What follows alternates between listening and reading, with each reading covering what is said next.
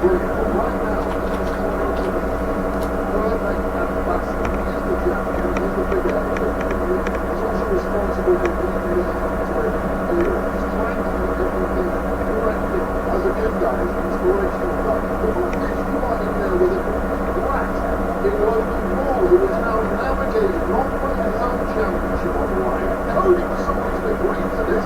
No, Cody, what did I try to do? Oh, that's so never trying to go class, but there was something of that in him. Proud to follow that. Proud to get down in the trenches against someone like Logan Paul.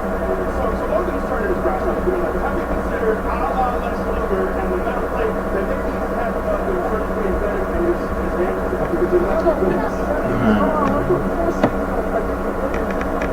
from a previous accident as a child. I wasn't listening. Yeah. Well, we don't know that both Sam and Dad are talking about it. He brings in the manager here at WWE. What do you think about Logan's mom explaining that he's the reason for WWE's success and has nothing to do with the church? That is a confident statement to make. Religion is very strong drug for some people. He also thinks pride is something that people can actually drink and not get out. Come on, Jake, I'm going to pull you up on that, Jay. I'll look you back, but I love wine, especially the blue raspberry one. I drink that all day, every day. They said in the house, how much do you How much is he giving me? He is a big I would love to pull. As we said before, it's not a lie. Not like that, man. Tom is not here. I know he does not. I'm tired of Listen, time will tell. That match happens later on tonight. Another huge championship match tonight is with the women. The Women's World Championship, Liv Morgan and Becky Lynch. And we actually have Liv standing by to give her thoughts for a match. She's standing by her drill. Byron Saxon. Thank you very much, guys. Liv just opened up things about the next tour. Next tour. Just having a championship. Liv, Becky Lynch, world champion. What do you confidence of that? Thanks so much for asking that because I've actually never felt better in my whole entire life. I've been waiting for this day the last 8 months of my life ever since. And tonight I finally complete the Liv Morgan Revenge Tour and take what she loves most. Putting my name to the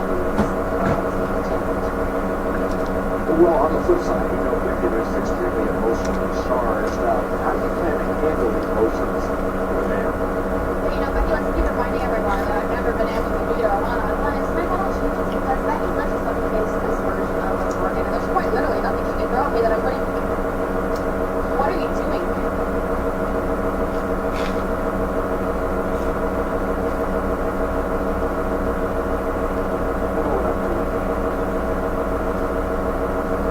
All the way to Saudi Arabia to make sure you don't get your hands on Bonnie's World Championship.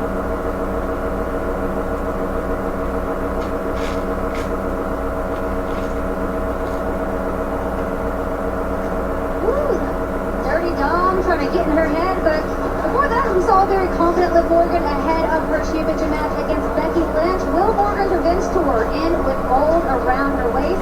We'll find out when these two superstars collide tonight.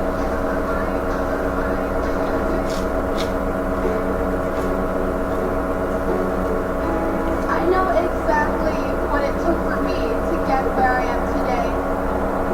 This is a culmination of a lifetime of hard work. The only thing I ever promised myself is that I would give it my all and leave everything that I have in this ring. I've dreamed about this my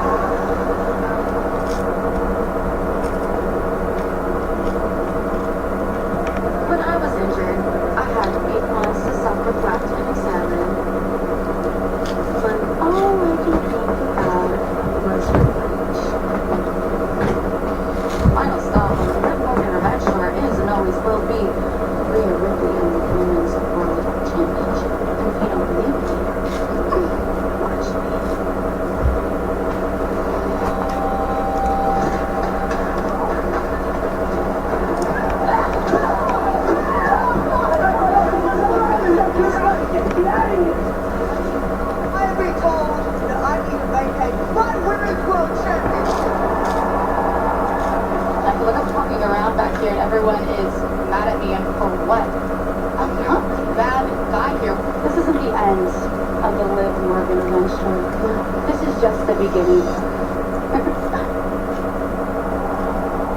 Tonight we crown a new champion. Who will be the last woman standing in the battle royal for the world title? It's every woman for herself.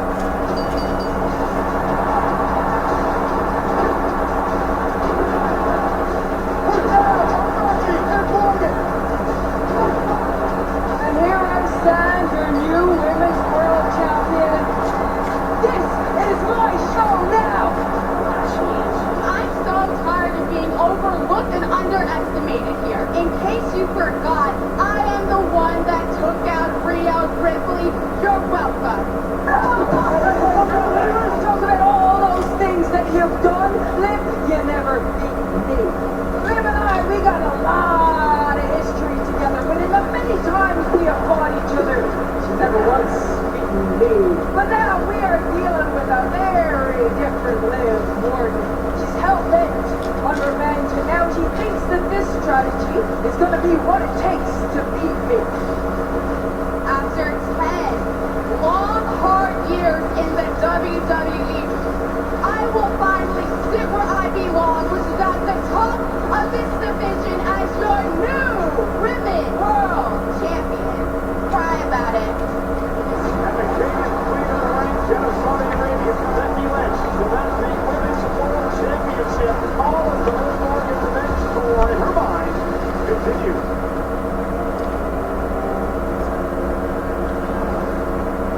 All right, both extremely strong competitors that I see here tonight. Now, this past Monday Night Raw, Becky mentioned that she and Liv Morgan have had a lot of history together. However, Becky has only defended a title of hers, the Raw Women's Championship against Liv Morgan twice, and of course, Becky was victorious both times. But both of these women have undergone a lot of growth in the last several years. But the question is, who is the strongest superstar in 2024? I think one of the things I learned in therapy is you can't pour from an empty cup. And my fear with Becky is that her cup is pretty close to empty. You know, she's someone who I think after Mania, a lot of people expected her to take a vacation, to take some time off because she has been grinding. And you know, you have Liv, who is hungry, who is ready. She has spent that time on the shelf. I've never seen her this driven. And I wonder if now things come to a head. If Becky doesn't have any more gas left in the tank, this might be Liv's night. Yeah, and I'd agree with that. I'd say the history between Becky Lynch and Liv Morgan. Liv Morgan was effectively a rookie at that point in time. She's not now. She's a 10-year veteran. She has all the experience. Not as much as Becky Lynch, but she has all the experience she needs at this point. Fully confident within herself to take the championship. Yeah, you know, I was never expecting anything from Becky Lynch and Liv Morgan. Definitely one of the greatest women wrestlers I've ever seen. This is a different Liv Morgan. And, you know, Rhea Ripley's really playing for all of us. This is Rhea injured. Liv seems on a similar level, so I want to bet against Becky. Yeah, you know, I was never expecting anything from Becky Lynch and Liv Morgan. Liv fired back at Lynch about the topic of selfish person company to use his food that investment. And, you know, Rhea Ripley's really playing for all of us. No, you see her go down to NXT, you see Tiffany starting to level up because of her time in the ring. I want to bet against Becky has given back. Yeah, you know, I was never expecting But I also anything see from Becky Liv fired back at Lynch about the topic of selfish person company to use his food that investment. Rhea Ripley's really playing for all of us. No, you see her go down to NXT, you see All right, listen, I want to come here to show how exactly Becky has given back. how the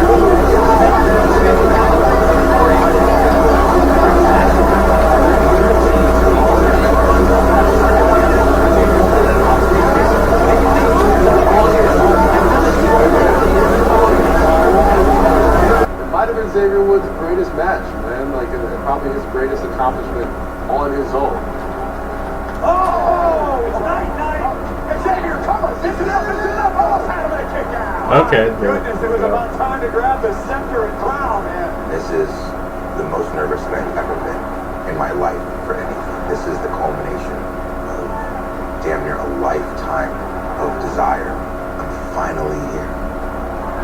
Wayne's gonna walk the top rope to Beverly elbow. 1, 2, 3.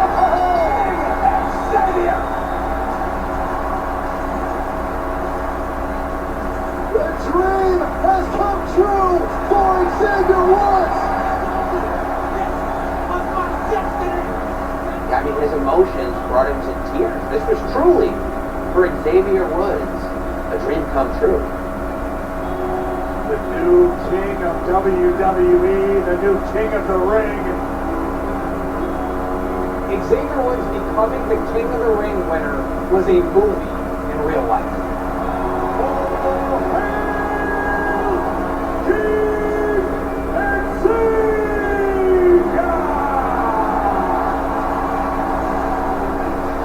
Being able to have my name on the list of other kings, it's something that not many people get the chance to say.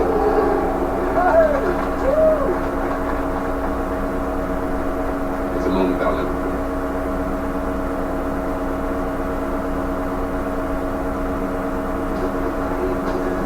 I know we all remember that night Xavier Woods become King of the Ring so fondly, especially you, Becky. But listen, one of the most recognized King of the Ring is none other than Stone Cold Steve Austin.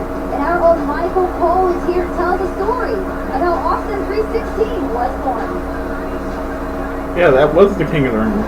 It was June of 1996. The wrestling landscape changed as the WWE was struggling, being dominated by its competitor, WCW. The Monday Night Wars were in full gear. WCW Nitro was beating Monday Night Raw and Right back again. You want to go to war? You got a war. WWE's product grew stale and predictable. But something magical happened that summer at the famous Mecca Arena in Milwaukee, Wisconsin. It was the King of the Ring finals. On one side of the ring stood the legendary Jake the Snake Roberts, who in his recent return had taken to preaching the word to his flock. My soul was purchased by the blood of the Lamb. So how can I lose if I just go out there and know the power above is reaching down and lifting me up? On the other, a rough and tough blue-collar Texan by the name of Stone Cold Steve Austin.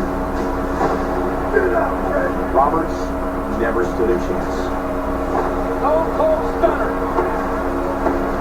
It's over. This may be only the beginning for that young man. After a quick victory to become the King of the Ring, Stone Cold stepped up to the podium, delivered a promo that would revolutionize an industry and change the trajectory of Austin's life forever. Talk about your songs, talk about John 316.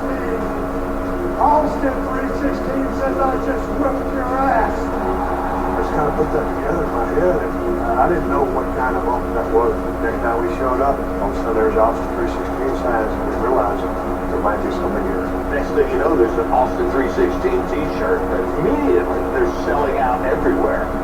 Many say this moment is what ushered in the Attitude Era. An era that saw WWE reclaim its greatness and annihilate WCW before eventually purchasing it just 5 years later. Austin 316 would go on to become one of, if not the most, iconic catchphrases in wrestling history. It would be quoted by athletes and celebrities around the globe. Austin 316. They don't compare to Stone Cold. I don't want to intimidate you before WrestleMania, but check this out. It was as if everyone on the planet was wearing that signature black t-shirt. There is nothing quite like carrying that glass frame. Nothing more exciting and euphoric than to experience that sensation firsthand. Austin would stun audiences the world over, as well as a cavalcade of superstars in the ring. Myself included. It has been one of the great honors of my life to be one of the two men to have been the soundtrack of Steve's illustrious career. Austin, open the cattle, whoop ass! My myself or all of WWE are forever indebted to the man who not only entertained us unimaginably, he saved an entire company as well. Howard, Austin, 316. And that's the bottom line, because Stone Cold said so. Alright, Kevin, look, one stunner to another. What has Stone Cold meant to you in your career? I mean, he really changed my life. That's the truth. When he came in as a ringmaster, I was one of the few who loved the ringmaster from the get-go.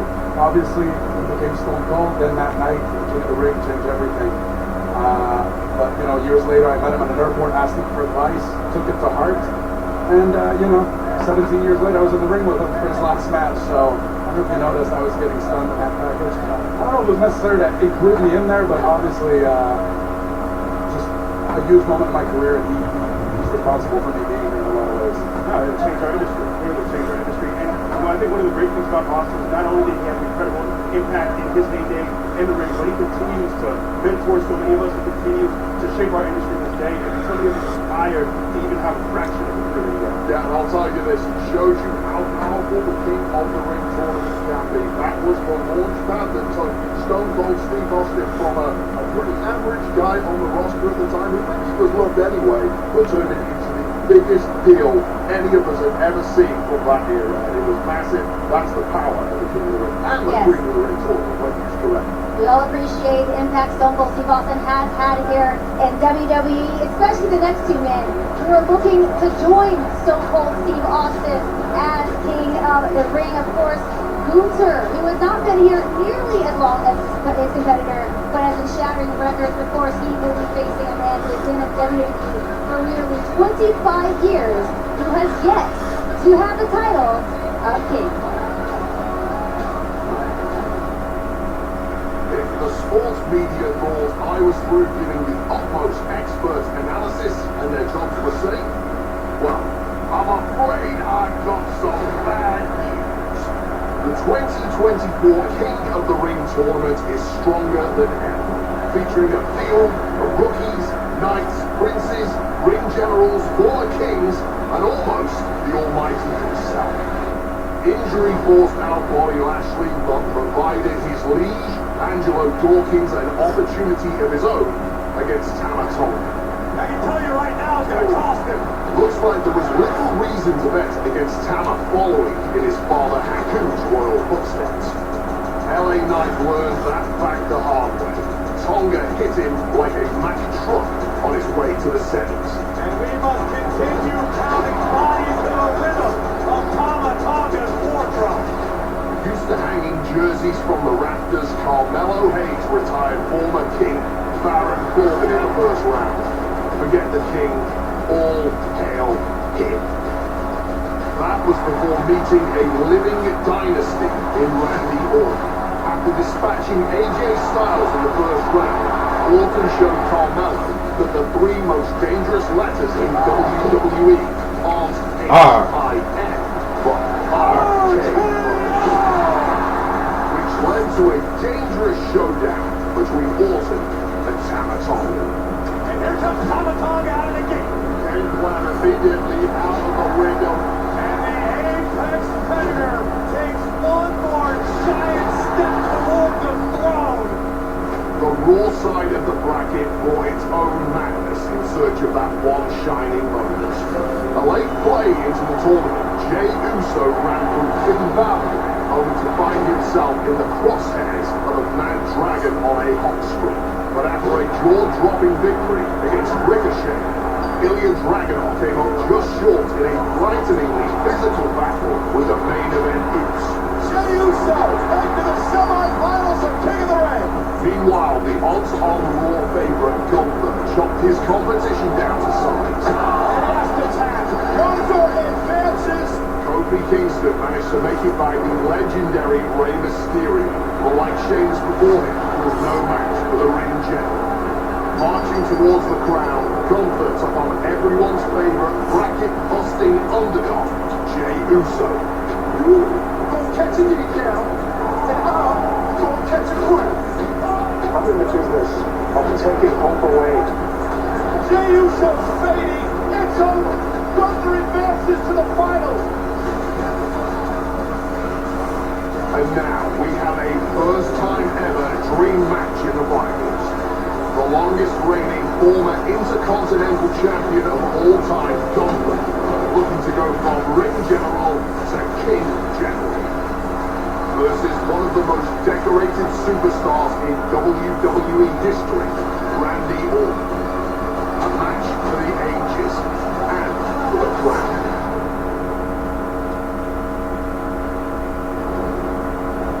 Alright, Kevin, I gotta kick it right over to you because we do have to talk about what happened last night on Friday Night SmackDown. You came to the aid of your friend, your pal, Randy Orton. First of all, what was that like for you running down the ramp? The entire audience was cheering your name. I mean, honestly, I had tunnel vision. I didn't hear anything. I just wanted to get there before they did any damage to Randy that would, affect him in this match tonight. And that's why I'm here. I'm here to keep an eye out, make sure Bloodline doesn't get involved. Through the Kaiser as well. I want Randy to have all the chance he has against Gunther. And as Gunther, as good as he is, he's no Randy Orton. So I think tonight, my boy is walking out with a crown. Can I say, I love this match.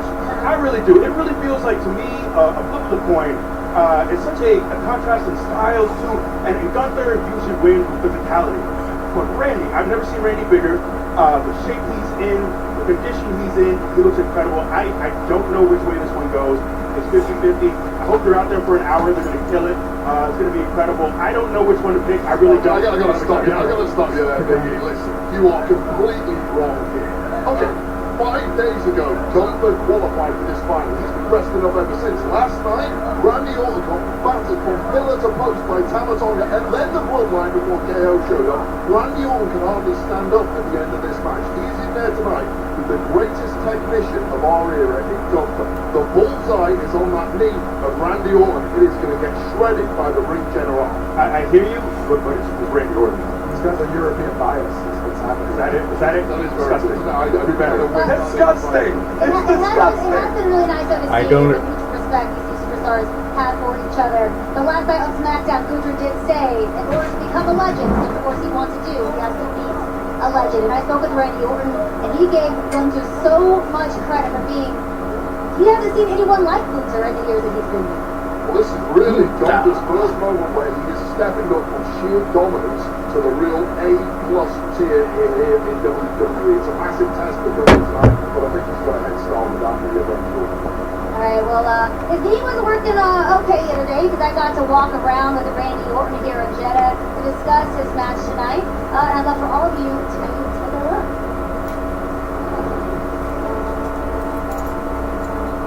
Isn't this wild? We're literally in Jeddah, Saudi Arabia, walking along the Red Sea. This is where we came to do our job. How thrilling is this? It's super. I've been here a few times, but the one interesting is that over here, the fans it's nice and fun. Being here is one great. It is always really special. I think for the superstars especially. When we get to travel around the world, be in front of the international fans. We were just in France a month or so ago. The fans were singing your song. What was that like for you?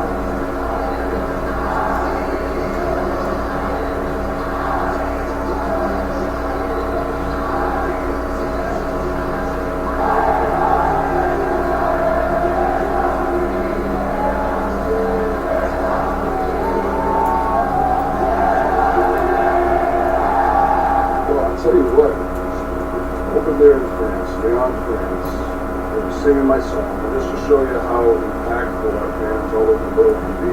For the first time in almost 16 years that I've had that entrance music, they began to sing my song. Wow. You have wrestled in Saudi Arabia a few times. So how are you feeling going into this one? I'm beat up. I'm beat up. Now I got back-to-back singles matches, but this is for a pretty grand prize, a prize I've never been able to get my hands on. So I'm looking forward to it. All right, Randy. I'm going to talk to you first. I'm sure you've been keeping a close eye on him for a while. Very impressive superstar to see arrive in WWE. I had kind of a list on this guys I wanted to work with. That was the wrestler I wouldn't say it's to the top of the list. I don't know if anyone has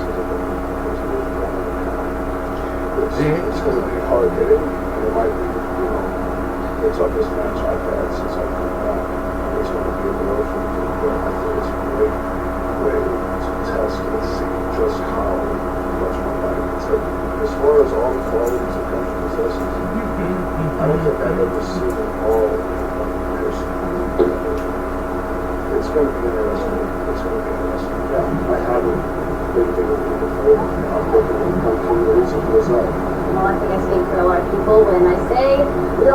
for you as well. We hope you board the plane on the way back home as King Randy Orton. Happy to be alive. I'm happy to be here in Saudi, sitting next to Kayla with the beautiful sun, beautiful ocean, beautiful people. It's going to be amazing.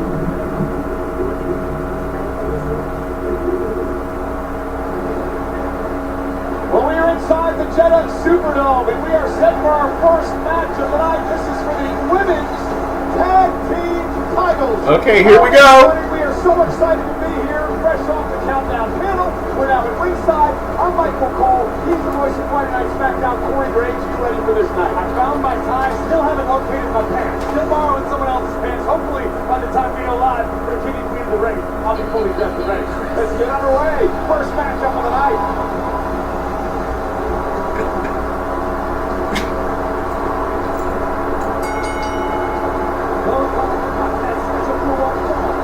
It's for WWE Women's Tag Team Championship.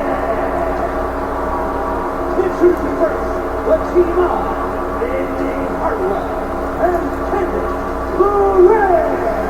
A big opportunity for these two women here tonight, an opportunity to win the WWE Tag Team titles. They've held Tag Team Championships in the past with NXT. Indy Hartwell, of course, is former NXT Women's Champion. But Candice LeRae, one of the reasons Bianca Belair doesn't find herself in the finals of the Queen of the Ring tournament tonight. But the first round of the Queen of the Ring tournament where Bianca Belair faced Candice LeRae, and both Candice and Indy damaged the knee of Bianca such that her performance was affected throughout the entire tournament. And I'd like to give a little credit to Candice LeRae for somehow getting in the mind of Indy Hartwell and teaching Indy, you gotta change something, you gotta try something new. What you're doing isn't getting the job done, try it my way. Tonight, the proof could be right in front of our eyes. It started on Monday Night Raw, a change in attitude in Candice that Indy would grasp as well. And then, of course, these two were drafted over to Friday Night SmackDown, and a big opportunity tonight for Candice and Indy here in Jeddah, Saudi Arabia.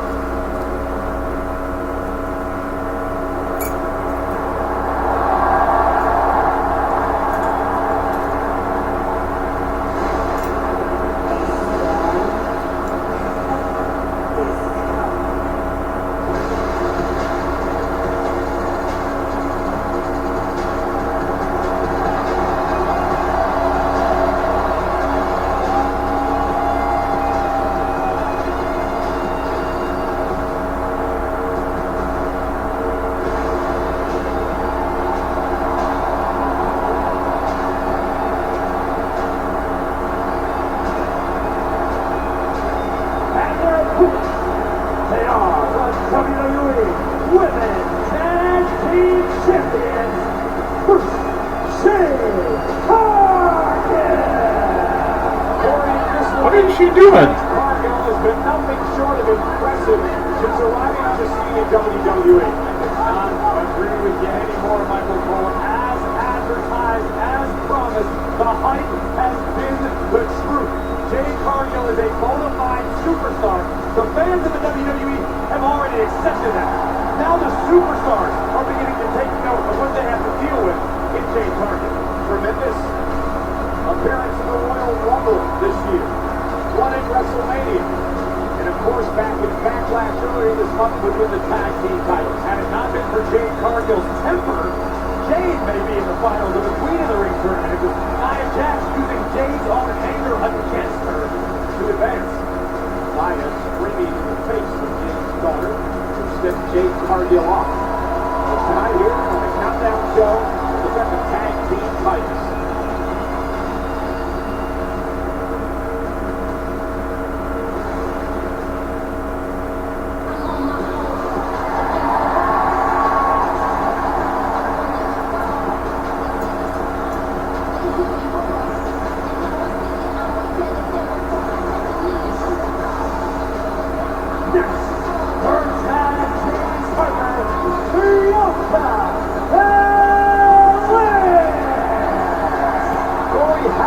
Says tagging with Bianca Belair helped the career growth of Jade Cargill. If you spend any sort of time around Bianca Belair and don't absorb some of the talent she's got by osmosis, there's something wrong. This is a woman who has headlined WrestleMania. Bianca Bianca has been in the toughest of spots in this game and come out shining like a diamond. When you're a superstar and you see Jade Cargill enter the ring, that's intimidating in and of itself. But then you realize it's about to get even worse because I have to deal with the ESP. It is a superhero-like team of Jade and Bianca. I guess an extremely apropos description. From the charisma to the muscles to the talent and the dominance. The sky may not even be the limit for Belair and Cargill. Again, they won the tag titles earlier this month when we were in Lyon, France for Backlash. Knocking off the Kabuki Warriors in that matchup, and now defend here tonight. So, Corey, if you're Candice and Indy, what do you need to do to try to take the tag titles off this team? Divide and conquer, if that is indeed possible. Physically speaking, Bianca and Jade are both so gifted and light years ahead of the challengers. The challenger would have to rely on experience and technique. Referee Jessica Carr will work this matchup. Our first match of the evening here in Jeddah, Saudi Arabia. It has been an incredible couple of days here in this country. Big event at the WWE Experience this past Thursday in Riyadh. You've been running around with glass knuckles in your pocket since Thursday. Plenty to talk about with that. I saw your tweet, by the way. And now, Indy Hartwell understanding the power of Jade Cargill. That's Jade Law. Indy, an impressive athlete in her own right. Mentioned in former NXT Women's Champion. Lands on her feet. Jade misses wildly. Indy Hartwell now. Out quick. Cargill. Okay. Caught. They get the power. It'll fall away. Boom. And they'll make JBL proud. If you're Indy Hartwell. Nice. You want to try to rely on your speed. Cargill has speed, but she's more of a power player. At least that's what we know of her to this point. And tag made, and here comes the multi-time women's champion, the EST of WWE, Bianca Belair. What I've seen out of Bianca Belair recently needs to be mentioned as we take another look at this super power. That was... Bianca Belair seems to be enjoying herself a lot more in WWE. She's no longer stoic and constantly determined. Bianca's having fun, and in a weird way that makes her more dangerous. You know, Bianca's talked about that in the past as well. And if you see Bianca favoring her knee, and even Candice LeRae a couple of weeks ago injured. Of course, it was attacked last night by Nia Jax. It was exploited last night to great effect by Nia. Oh! Ouch! No such luck. Gunbuster into the midsection as Bianca tries to fight through the pain. Bianca told me a few weeks ago that she's no longer tense in the ring. She tries to lighten up, tries to have fun, and she, to your point, believes it's helped her grow in WWE. You asked me earlier about what Jade has learned since teaming with Bianca. How about what Bianca's learned about herself? To that same point, when you teach somebody something, two people learn. It's that old adage, and it's the truth in the tag team division. Oh! As pertains to the champs, and Candice just got 5 upside the jaw. And again, the power of Bianca Belair on one leg.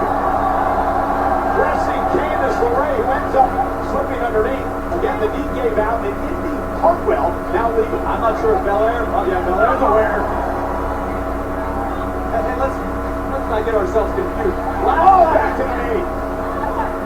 Bianca Belair has Nia Jax up on her shoulders to deliver the KOD. That's when the knee buckled.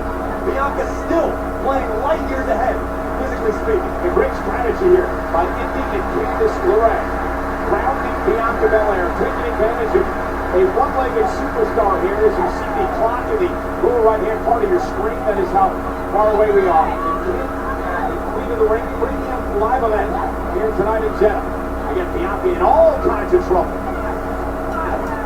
This is what I've been waiting to see out of Indy Hartwell, this ruthless side. Indy's been a superstar as long as I've known her, who just seems to be having a good time. She's enjoying her time, likes to take the long trips, likes to travel, likes to get physical. But I want to see killer instinct out of Indy Hartwell. And Indy perhaps will start to show that in her teaming friendship with Candice LeRae. She's completely changed her attitude about everything. And that mental aspect to me is what LeRae, goodness, going for her the best. And that's what it takes. What LeRae lacks in size and strength, she compensates for in ruthlessness. That's what it's going to take to become women's tag team champion. And I saw someone ask Candice LeRae what it felt like to How come she was the reason that Bianca Belair perhaps did not advance to the finals of the Queen of the Ring? She just smiled. That nasty, sinister smile of hers, and now unloading on Belair. Dragging Belair back to the corner. Again, later tonight, it is the finals of the Queen of the Ring. The winner gets a championship opportunity at SummerSlam. Will it be Nia Jax from SmackDown? Will it be Lyra Valkyria? Really the dark horse, the upstart from Monday Night Raw. Look at this, Belair just dumping Lorraine to the outside. Still plenty. Oh! Left in the EST. And what's the fact that Here we go again. Great job of cutting the ring in half, isolating Bianca Belair from Jade Cargill. But you need to invite punishment. There we go. For that. Cover now to try to win the tag team gold in a kick out. And again, Lorraine and Hartwell have known each other for many, many years. Close friends, tag team partners. Bianca and Jade, despite the fact they're champs, they're still learning to be a team. It takes a long time to develop tag team chemistry. And I would argue that Bianca and Jade both have the physical skills to overcompensate for their lack of tag team chemistry. But with that said, in a very short period of time, they have developed extremely strong chemistry. There's no small reason why they'll win that Jade. Look at a team like the LA Lakers. I mean, you can put some of the best talent in the world together on one team, and they just don't win, right? And here's a tag made. Indy Hartwell now legal. Again, trying to prevent Bianca Belair from making it across the ring and make the tag. And there's a cheap shot by Hartwell. But Indy Hartwell, this is what's driving me nuts. Hartwell's screwing up right now. Indy Hartwell should be going for cover, should be hooking legs, hooking trunks, doing whatever she can do to become champion, not dance around and flip her pigtails. And Bianca Belair, they'll telegraph that. Now Bianca trying to fight back. Candice LeRae from behind the official's back, trying to punish Bianca Belair. Ray Roddy's unceremoniously tag. And here comes the storm. Jade Cargill exploding into the ring with a spine buster to LeRae. They trying to rally the WWE Universe here in Jeddah. Big splash in the corner. And a matching one for Hartwell. She's not done yet. Oh, what a deal. Sending LeRae across the ring.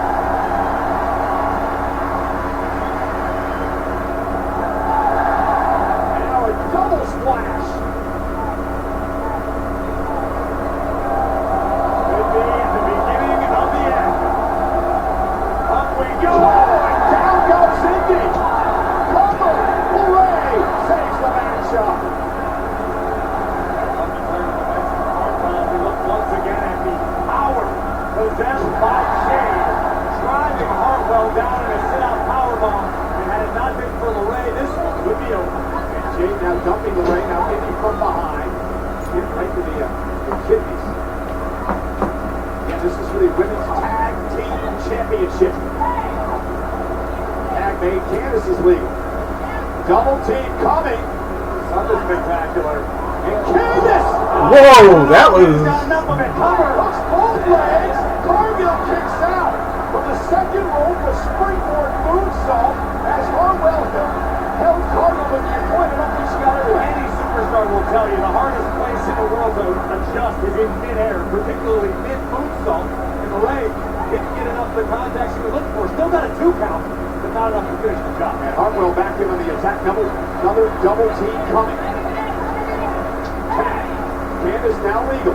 Candice up to the top rope. Hartwell trying to do, Indy sent shoulder first to the post. And now Candice missile drop kick. Drop kick Jade right back to her own corner. And here comes the ESP. And Bianca Belair now going for LeRae's knee. Little payback. Wow, look at the power. Oh! Ouch! God, man. Oh! Double out. DDT suplex cover for the win. Here are your winners and still from WWE Women's Tag Team Champion, Jade Cargill and Bianca Belair. And still. Was Bianca in the last seconds of that matchup, literally. Notice Bianca Belair shoving Jade Cargill to where Jade is supposed to be after this ridiculous display of power. First the DDT into the ocean, cyclone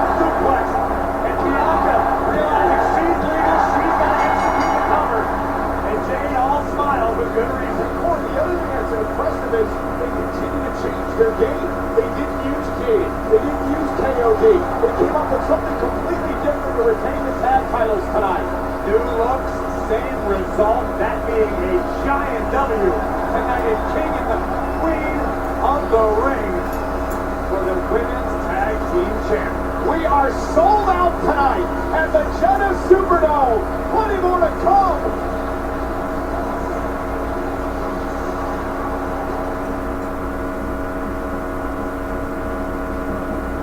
When the chips are down, Drew McIntyre steps up and pushes forward.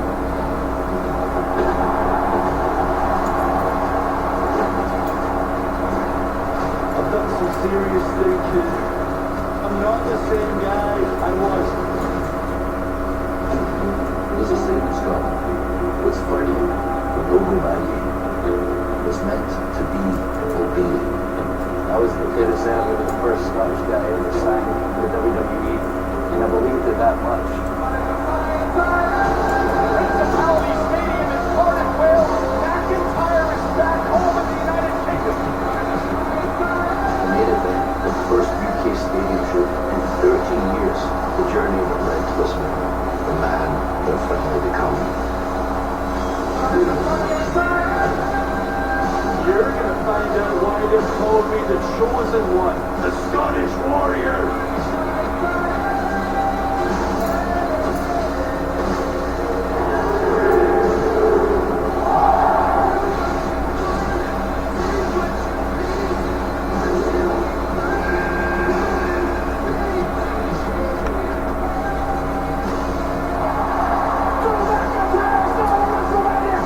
Finally, the McIntyre it was his destiny. McIntyre is WWE Champion! The most Scottish WWE Champion in history.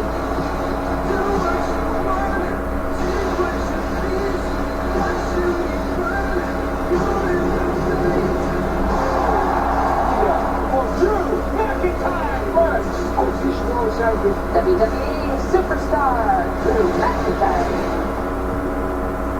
All I've ever done is try to get the fans to win. Find myself looking back and asking, is the sacrifice worth it? The 2024 Royal Rumble match, the main event at WrestleMania on the line. And Of course, we all want to win, but there's only one superstar that needs to win. The savior of WrestleMania, Drew McIntyre.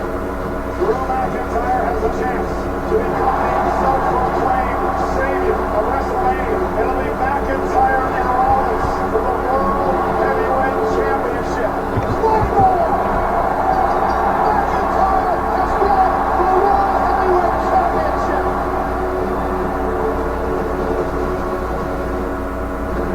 CM Punk throwing up that brace and assaulting the champion.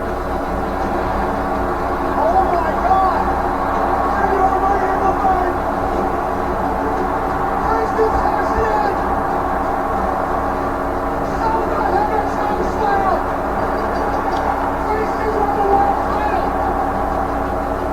Everything I did, you stole that from me. Brace, I'm coming for you. Nothing but a transitional champion.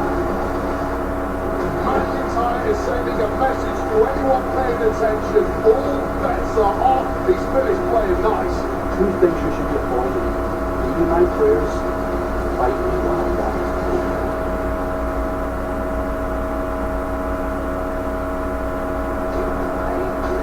Look at that gorgeous view of the Jeddah sign here at I can speak to all the WWE superstars and I say we've thoroughly enjoyed ourselves. One superstar who's getting ahead of the game, had a lot of success here in Saudi Arabia, is standing by backstage with Byron Saxton ahead of his massive championship match. We're talking Logan Paul. Hey Byron. Thank you so much, guys. I'm standing alongside the United States champion, Logan Paul. And Logan, I want to revisit SmackDown last night. I want to revisit what was said by your opponent tonight, the undisputed WWE champion, Cody Rhodes, who called you a fraud. You said that you perhaps suffer from imposter syndrome. So with those strong words in mind and the controversy that surrounds you, what's your approach heading into tonight's match? I've got very low controversy surrounding me. Everyone loves me. Positively. Hello. What are you talking about, bro?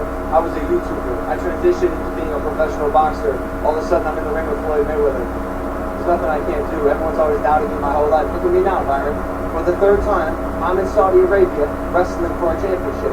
And mind you, last time I was here, I left with the belt. And tonight, I'm leaving with 2 belts. Double champ. United States champion and the undisputed champion.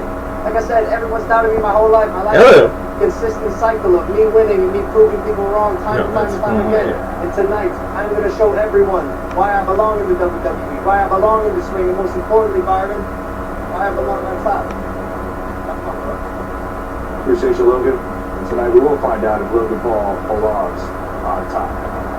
Back to you guys. All right, like I mentioned before, Logan Paul has seen a lot of success here in Saudi Arabia, but will it be enough to end the story of Cody Rhodes? We'll find out here tonight.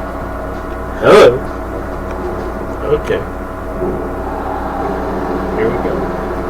Cody, your next challenger has been determined. The United States champion, Logan Paul. So, Logan Paul, I think I know what you want to talk about.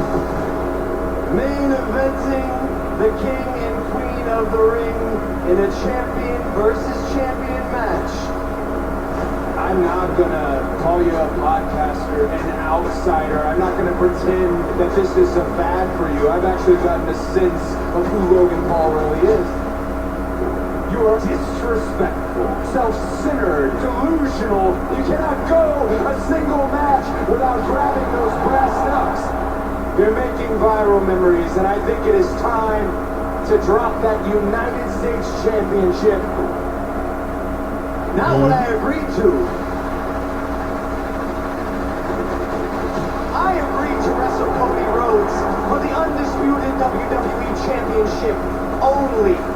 Cody Rhodes has not done anything to deserve a shot at my United States Championship. Really? I have proven every single time that I'm in this ring that I am worthy of every title in this industry. Here's the bottom line, Cody. Your championship is on the line. Mine isn't. Well, you look for a cheap shot, and the United States champion sent to the floor. Uh-oh, Broadway, hey, you guys getting it? Cody Rhodes has a lot on the line. Logan Paul has just opportunity. For anyone out there who thinks I can use cheap tactics to win, you're wrong. You saw me give my brass knuckles to Michael Cole. I will beat Cody fair and square. I will give these up. I will not use them in the match. My experience would lead me to believe you got another set of knuckles on you right now. What, are you calling me a liar, Cody? What are you, a TSA agent?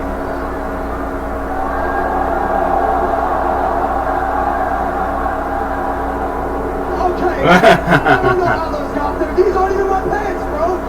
Right. There's a difference between you and I. It's a crutch for everything that you've done in your career.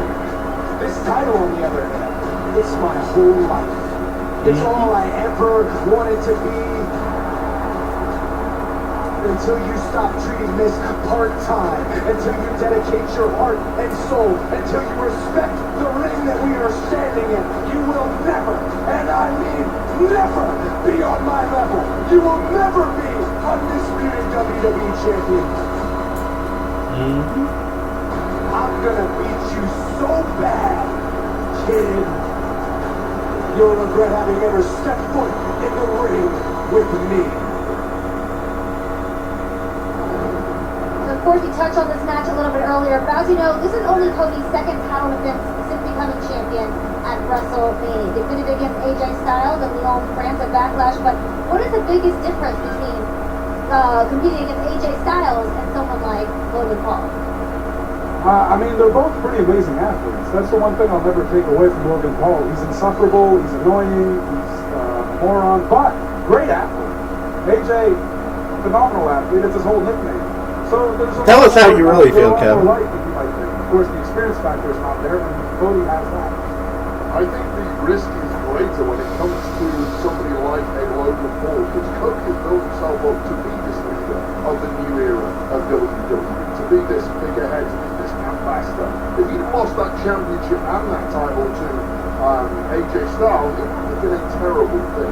But to lose that to the antithesis of everything that Cody Rhodes is in Logan Paul, an outsider, an amoral guy, a guy who will cheat and sneak around and not represent the way Cody Rhodes does. Hello?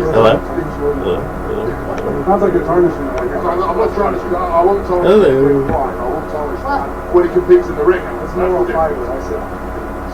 Look, Logan's incredible. He really is incredible. But Oh, I'm sorry to cut you off. That's Becky Lynch. Looks like she's making her way to the ring. The question is, Hello. will Liv Morgan's revenge tour end with the gold around her Hello. waist, or will Becky reign supreme?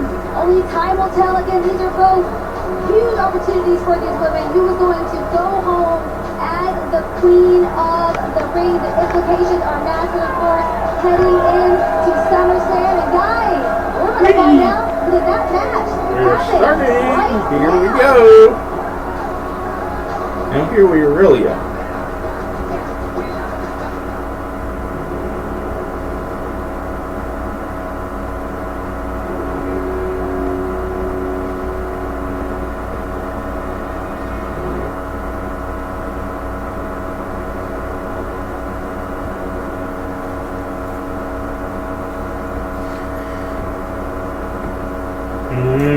Here we go. I think.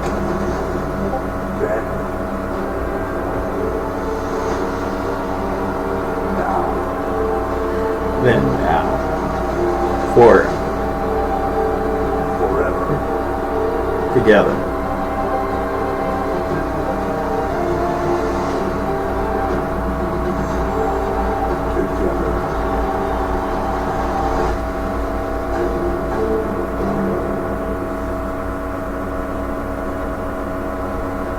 this is the major port city of Jeddah, in the Makkah province, in the Kingdom of Saudi Arabia, an exciting, vibrant city on the Red Sea. It is home to year-round sunny skies, endless beauty, old and new, and a nightlife to love in the western part of the Kingdom of Saudi Arabia.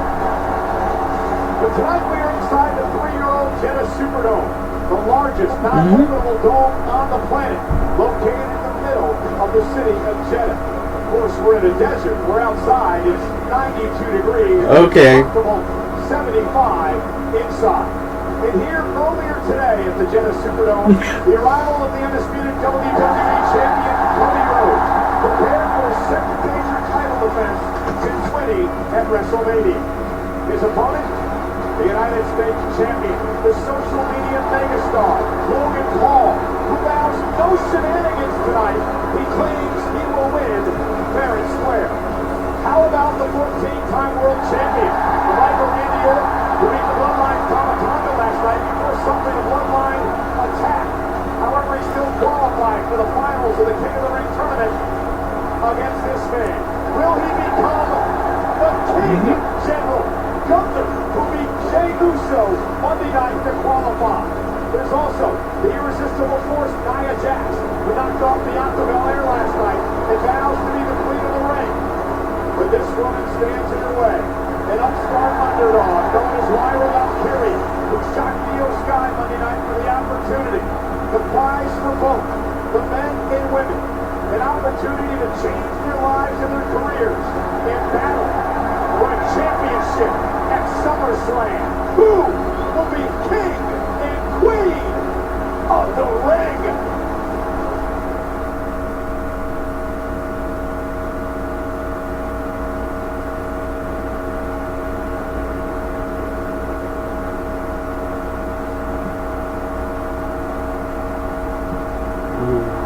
Champion's journey.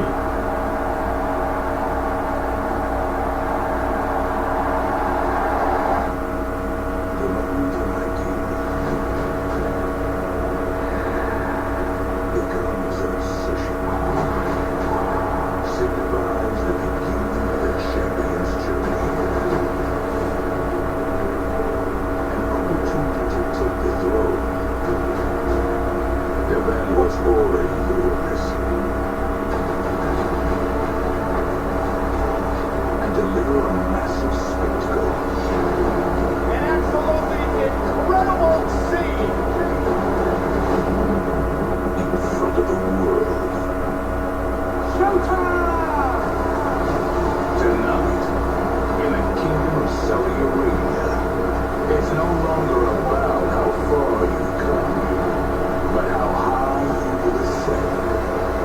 This is what it's all about. The moments, the emotion. Remember this. Every journey starts with a spark of an idea. And what we make of our obsessions becomes our destiny.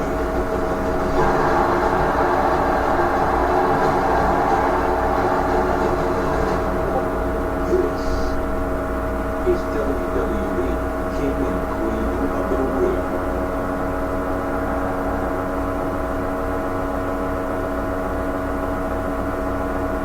And now, live from the Jeddah Superdome in the Kingdom of Saudi Arabia, WWE presents the King and Queen of the Ring.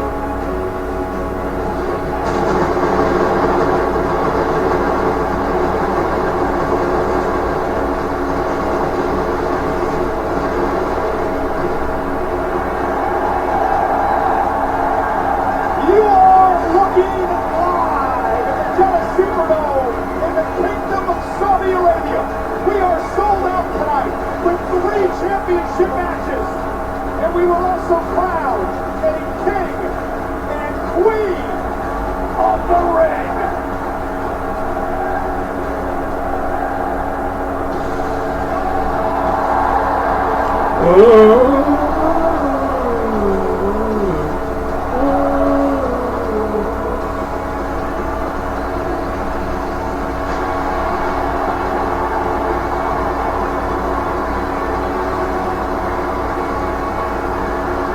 He's the Women's World Champion, Becky Lynch, who told me at the kickoff event in Riyadh this past Thursday night that the reason she continues to do this, the reason she continues to show up and show out and defend championships around the world is because of passion, because she wants to be the best ever, because she wants to do this for her family.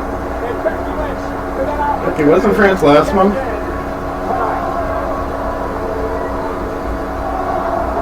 Serious Tommy Shelby vibes from the man tonight in the desert. And Becky Lynch always looking for a fight. Becky Lynch lost to Rhea Ripley at WrestleMania. She had strength growth, but she never made an excuse. She would go on to win the title in a battle royal last month. Hello again, everybody at ringside. I'm Michael Cole. He's the voice of Friday Night SmackDown. Corey Gray. We are so excited to kick things off with the Women's World Championship tonight. Well, tonight, by the end of the evening, Becky Lynch will know whether or not she could be a target come SummerSlam. Also, it could be Liv Morgan. SummerSlam is going to begin to take shape right here tonight in the King and Queen of the Ring tournament. This is not one to miss. And we got some friends with us here tonight. Oh, no doubt about it. They were here last night on SmackDown 5 along with Gates and Jude Alajani. يا هلا كل كل يا هلا ماجد جون نورك انت وجودكم جودك يا حماسيه. النور بوجودك ووجود الحلوين اللي هناك، لكن الحراره مرتفعه زي الجمهور الموجود هنا. Let's get it. Let's get it. Let's get it. How's your Arabic coming, Cole? I figured that one out.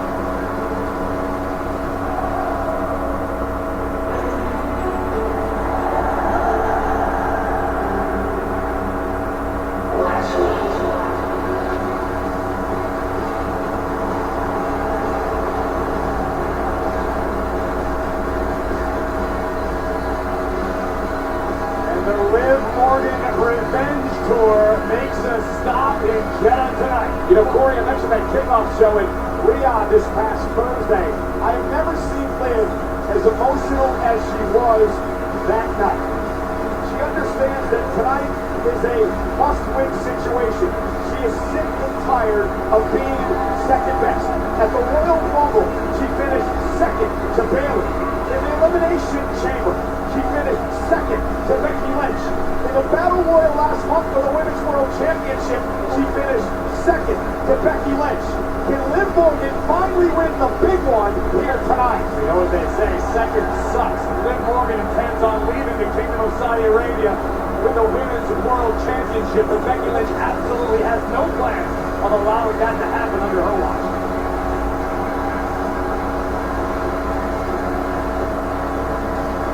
Sure, at 75 years old, I'm sweating bullets. It is hot.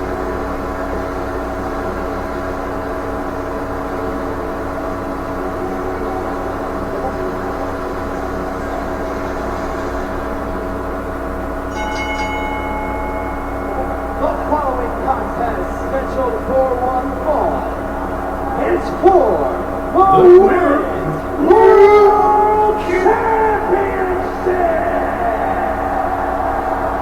Where's Sammy? Introducing the challenger from Elmwood Park, New Jersey, Liv Morgan.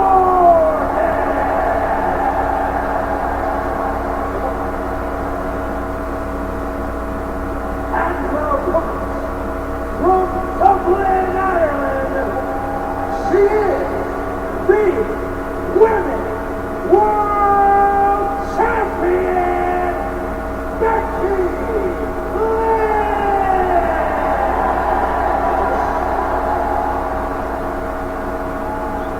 Referee Daphne LaShawn will work this matchup for the Women's World title. Becky is the champion today because of what Liv Morgan did to the Eradicator Rhea Ripley, attacking her backstage, putting Rhea on the injured list and forcing Rhea to give up the championship. Before you happen to see on the countdown social media who Liv Morgan ran into backstage earlier today, and Dominic Mysterio. Of course, Rhea's squeeze, I guess. We'll be prepared for this thing. And here's what I want to point out. I don't understand this sense of entitlement that Liv Morgan has. To your point, Liv is perpetually in second place, which is great. She makes a lot of money, have a hell of a career. But this whole whining and crying as though Liv deserves something because she got injured, it's nonsense. Becky Lynch needs to shut Liv Morgan up. Well, Becky Lynch is 4-0 against Liv Morgan. Liv has never defeated Becky in her career. They for a championship back in day one in 2022, in which Becky won the matchup. Morgan outstanding switch by Becky Lynch. Nice takedown by the champ. Liv Morgan has been champion before. She cashed in the Money in the Bank on Ronda Rousey a couple of years ago to win the championship. But this is her first match tonight in 2 years for a singles title. And the reason for that, Michael Cole, is because of the strength of the women's division. On both Friday Night SmackDown and Monday Night Raw, the game continues to change. The game continues to evolve. If you miss time with injury, that's unfortunate. But you can't expect to come back and just be handed the opportunity to be where you were. The game moves on whether you're in it or not. 100%. Oh, Becky!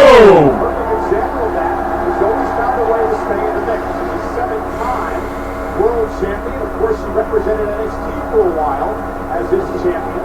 She's won a Rumble and a tag champ as well. And of course, Becky, a trailblazer making history. Main evented the first women's main event in WrestleMania history.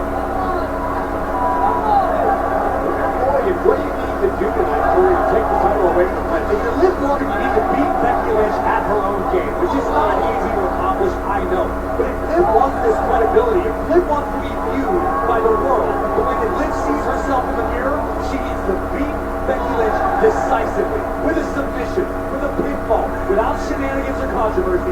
Liv needs to win. Well, it's an incredible point, too. Remember, Liv Morgan has to finish to get Becky tonight. Oh, Becky has the champion's advantage as Liv fights back. Now has to no one any good will let Becky go for 2 people's title. But nonetheless, Liv driving Becky back into the ring. And here's the thing about Liv.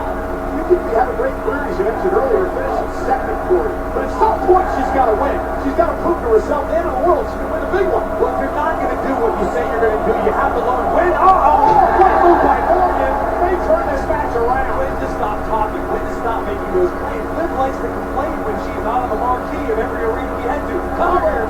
Look at the leg on Becky and a kick out. Liv wants to complain that she's not being featured in films around the globe at all times. Well, guess what? If you make it to the top of the mountain, as Becky Lynch has done, as Liv herself has done for a cup of coffee in the past, then everything falls falls into play. But he's got to do the work first. And this is a different Liv Morgan, however, than we've seen in the past over the past few months. Completely changed an attitude. And it could be what the missing piece was. This could be what launches Liv from solid second place to the pinnacle. Liv has to be aware now of the count. Remember, disqualification in play.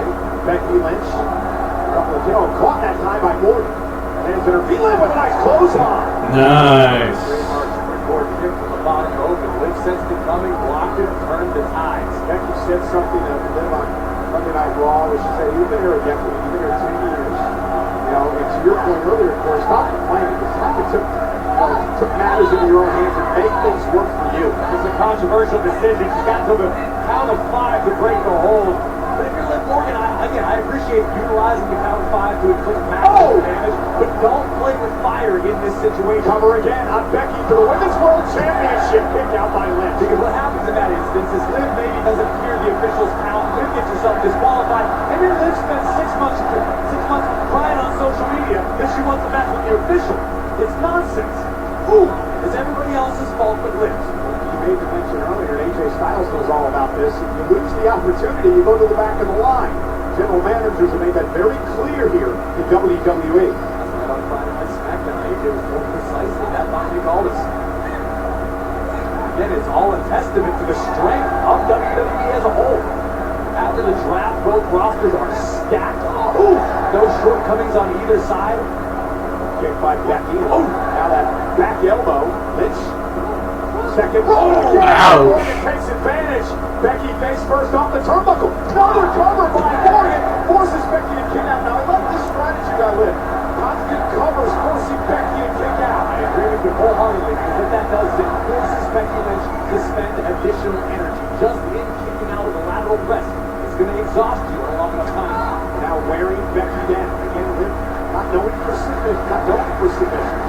Got to pull out a new trick here tonight. Again, Becky face first off the turnbuckle. And listen, I'm saying a lot of controversial things about Liv Morgan, but if Becky Lynch makes the mistake of thinking the same way I'm speaking, that could pose a problem for the champion. If Becky is looking past or through Liv Morgan, Lynch could pay the price. Big fight field tonight at the Jeddah Superdome. We're sold out. Jeddah, Saudi Arabia.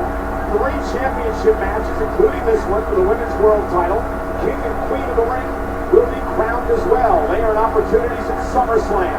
So much at stake on this historic night. Arm drag escape by the man. Becky looking to fight back. Morgan just a step ahead, at least momentarily. Liv. Becky, they didn't get all of that. Becky got the brakes on. Yeah, Liv rolls her off. Kick out by Lynch. This time Morgan goes face first off the turnbuckle. Both women down. Both women down. Critical moment of this matchup for Becky Lynch's Women's World Championship. Would Triple H come into play all in a match like this for you? I mean, we've been in the country for a number of days.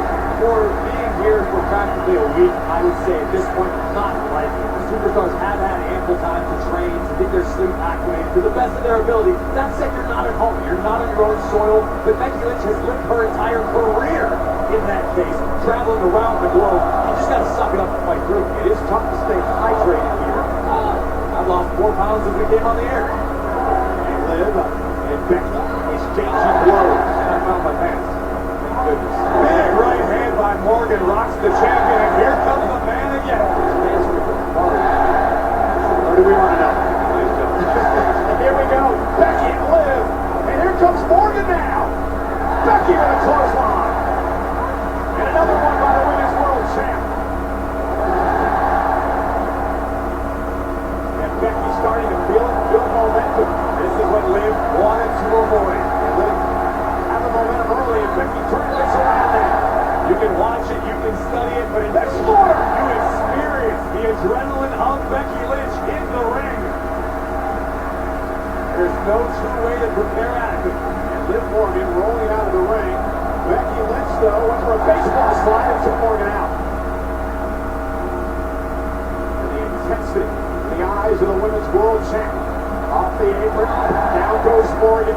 Becky again taking the fight to the challenger. As feisty as they come, Becky Lynch. all else, Becky Lynch knows how to win. Lynch now making the climb to the top turnbuckle, but Morgan better there. Great move by the #1 contender, Liv Morgan. Wild right hand, a haymaker thrown by Morgan. Looking to slow things down, grasp the momentum back for Becky.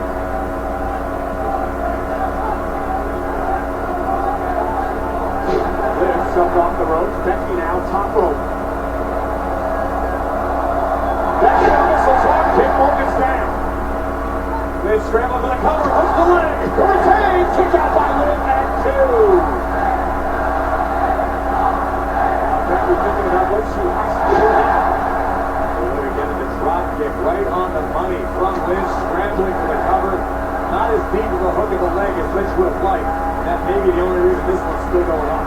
The wheels are turning though, Becky trying to figure out strategy. But she needs to put Morgan away, but with the disarmer, and they're able to turn it around into a pinning combination. Lynch trying for the disarmer again, and Morgan just uncorked the right hand. And Liv off the second. And Becky down and out, covered out to win the Women's World Championship. Kick out at 2. As we approach the deep waters, boy, you asked the question earlier, could conditioning be a factor? Liv Morgan right now looks like she's running low on fuel. You saw the lackadaisical cover after the money. The code breaker could have taken Lynch down and out. But to me, from where I sit, Liv Morgan is wasting a lot of valuable time right now. Now she's laughing about something. Again, this weird attitude of Liv Morgan recently. In the corner, Becky Lynch sidestepped on a punch way. Now, someplace quick to the back. Down goes Morgan again. Covered by Lynch, and a kick out at 2 by Liv Morgan. Nice combination in the corner. Lynch now could potentially be making the climb again. From the top. Liv able to roll out of harm's way. Liv's second rope now. And this is a drop kick of her own. Drives Becky across the ring. Morgan now falls to the cover. Trying to win the Women's World Championship. Will hook the leg this time. And a kick out by Becky. Again, forcing Becky to kick out once again. Look at the doubt creeping into the mind of the challenger, of Liv Morgan. It's got to be a hard pill to swallow when you spend weeks and weeks and months telling everyone with ears or anyone who looks at their phone where you deserve to be. If Liv comes up short, Oblivion was looking for Oblivion. Becky able to counter. Cover to retain. Shoulders down and a kick out by Morgan. It's entirely possible that this deep into the matchup, reality is beginning to sink in for Liv Morgan. Liv Morgan may be feeling right now, my legs are heavy, my lungs are on fire. I just tried Oblivion, and the man was a step ahead yet again. Yeah, but if you're going to be champ, you better dig down deep. You better be able to fight through that. You better be able to play through extremities. The only way you're going to be the Women's World Champion. I only see one woman on her feet with fire in her eyes, and it's the Women's World Champion. Becky Lynch, went to the manhandle slam. Liv blows through, trying to steal the title. Becky rolls through on her own. Liv kicks out again. Becky misses wildly with a kick. Morgan caught her on a knee. Lynch is down. Can Morgan capitalize? Looking for the cover for the championship. Inside leg hook and Becky into it. Wow. And look at the face. Look at Morgan's face. Is that doubt now creeping in?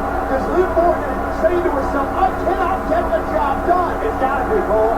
I've never been world champion. I don't know what that feels like. I don't know what it means to feel that doubt creep in the bottom of the night. When you're in the box with 2 strikes against you, that's where Liv Morgan's at. And the man keeps coming back. Liv to her feet. And now she's toying with Becky. I'm not sure this is the wisest strategy. Becky with the right hand. Oh, by that one. And again, the haymakers being thrown. Becky's legs look a bit wobbly.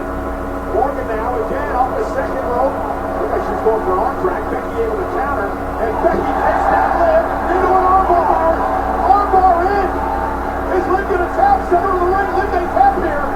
No, she's able to roll into a cover. Arm strategy. Oh, and reversal by Morgan. Brings him down and cinched in. And now it's Becky's turn. Becky's in trouble. Becky's in the middle of the ring. The champ has nowhere to go. Now Becky's able to turn it into a pinning combination. Liv trying to hang on now. And right back into this submission. I've got to give credit where it's due. Liv Morgan has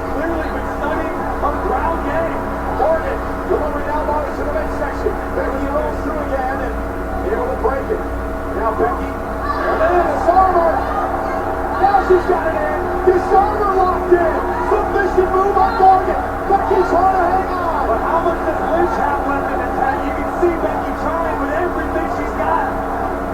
And now with a Liv into this armor. What is this damn fool doing here? Dominic Mysterio, we knew he was here. He sent out social media tweets earlier. Dominic said he came all the way to Saudi Arabia to make sure Liv doesn't get her hands anywhere near Mommy's championship. Oh, because Liv, of course, injured Rhea Ripley. Dominic's calming, made sure that Rhea wasn't champion today. And now this fool is out here to make something Becky Lynch wants nothing to do with Dirty Dom, understandably. Really? Is this how they're gonna again?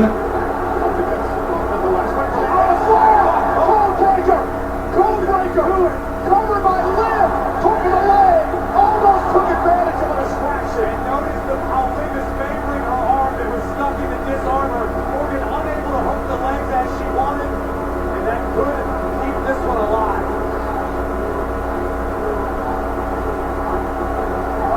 Fans telling Dominic what they feel about it, but nonetheless, the reason that Rhea Ripley isn't champion today is because of Liv Morgan.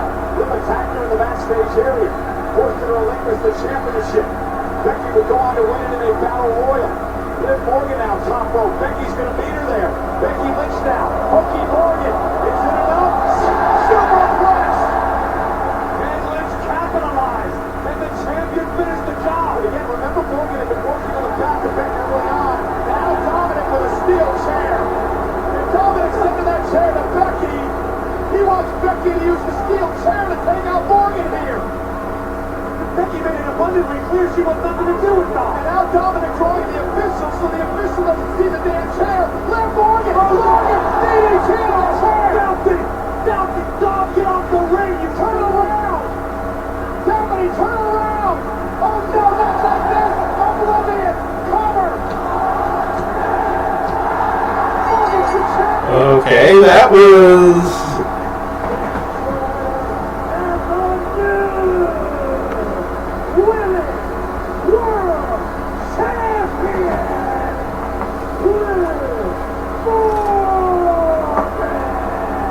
Dominic, you're a freaking moron!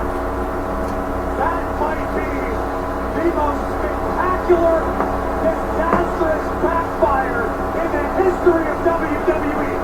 You know I like to take Dom's side from time to time, but this guy's an idiot. He deserves to be locked up again.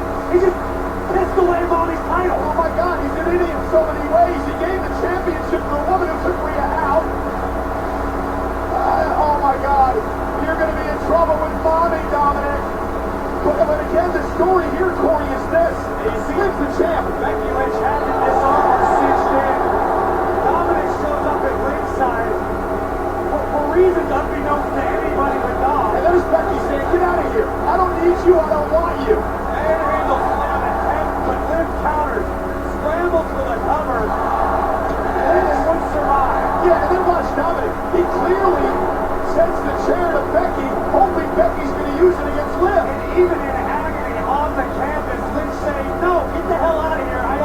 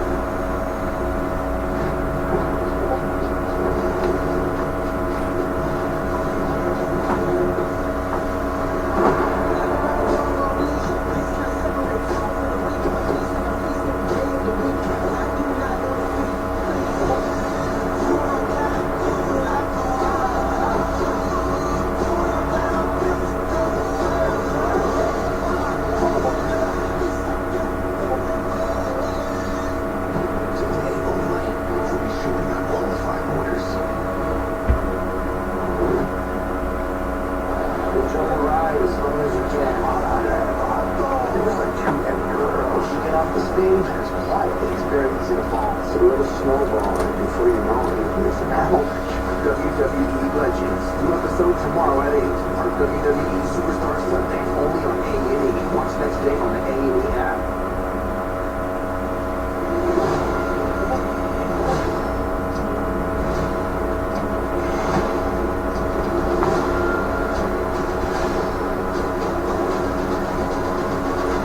Ultimate fan experience. The WWE Experience. Riyadh, Saudi Arabia.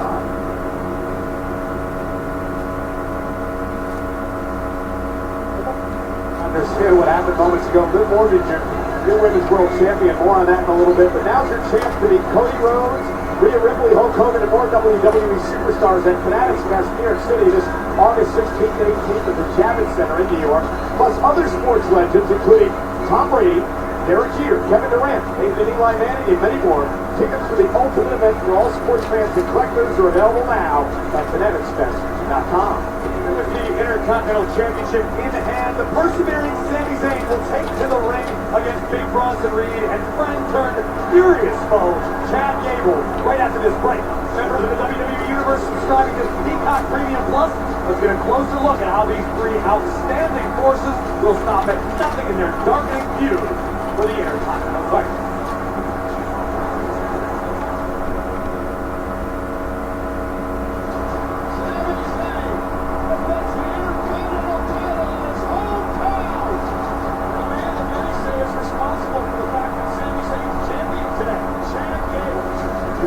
This more than anything. My honor to defend this Intercontinental Championship is here.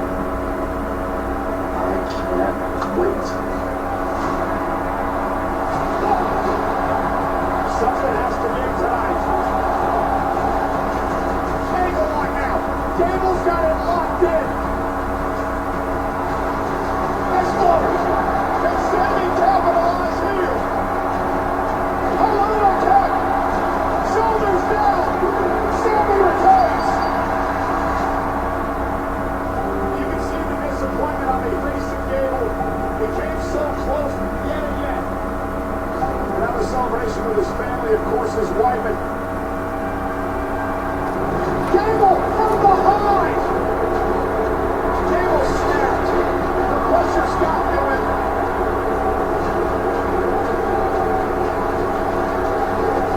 What I did to Sami was justified. He knew that was my moment. That should have been me at WrestleMania. That should have been me with my daughter celebrating. But I was wasting my time training Sami Zayn. I've been wasting my time training a bunch of freaking losers. Gable obsessed with the fact that he wants to win the Intercontinental Championship. Never mind Chad Gable. Oh, Bronson Reed! You got bigger problems to deal with. You're looking at the new Intercontinental Champion. While those two are focused on their rivalry, I'm about my business. The Intercontinental Championship belongs to Big Bronson Reed. Sami's got Gable and Bronson Reed looking to take the championship from him. So how does this end? To me, there's only one way it can end. Triple threat match at King and Queen of the Ring in Saudi Arabia. When the pressure is on, and this championship is on the line, that is when I am at my best. That full, that heart, that passion, that is why I am holding this right now. Sami Zayn, go right up and Chad Gable. And now tracing the tension of Bronson Reed. From behind Chad Gable. Once again, Reed is the last one standing. All I care about is business and violence is how I make my money. I will use my body as a weapon and I will take that championship. I'm not just taking your title, Sami. I'm taking your soul. At King and Queen of the Ring, mark my words, I will walk out still Intercontinental Champion.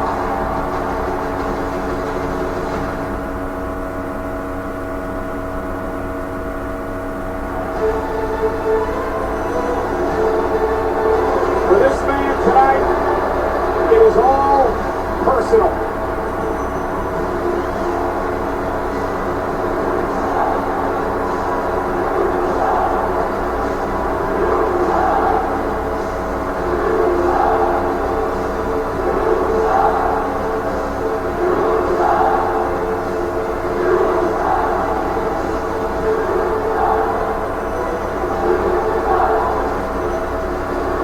Chad wants Otis with him, but not Maxine. Remember, Maxine refused to help Chad Gable out last week. Maybe Gable just was running distracted at ringside. Can you blame him?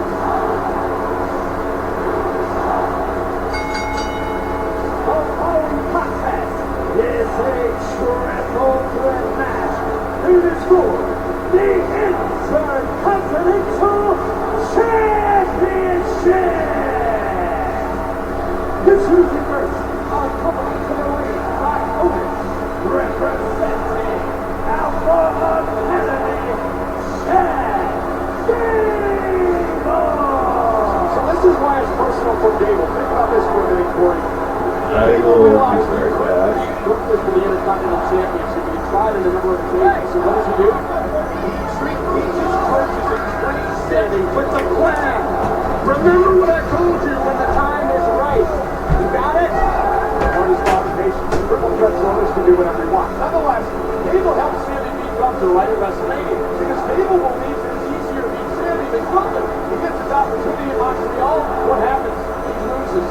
And it sets Gable off the deep end. I think it could be the best thing that has ever happened to the career of Chad Gable because Gable needs to focus on number one. He needs to not worry about Otis, not worry about Maxine, certainly not the WWE Universe. Once upon a time, Gable was tasting the success that he so desired. Lately, not the case. It can all change by cutting all the angles weighing you down.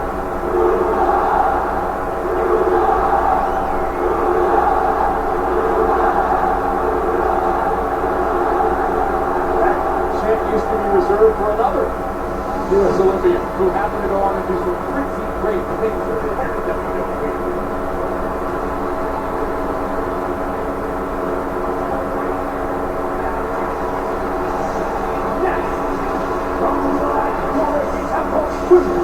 Bring it at 330 pounds. Bronson Reed. And for this man, Big Bronson Reed, it's all about business. At NXT, he was an All-American champion, but he's never held a singles championship here on the main roster. Bronson Reed hopes to accomplish that here tonight. I love how that's crazy to see. I don't know if you got a chance to check out the latest QR code over the weekend. I can't figure out how you do it for the rest of you talk about that. It's better. We need to focus on the Intercontinental Championship triple threat match. And if Bronson Reed wants to keep business healthy, perhaps increase business, tonight would go a long, long way. I admire the way Reed objectively approaches each and every match. It's just business. I'm a big, strong dude, and I'm going to do what I need to do. I think tonight we might need to see a little more out of Reed, a little emotion perhaps. I want to see Bronson Reed get angry.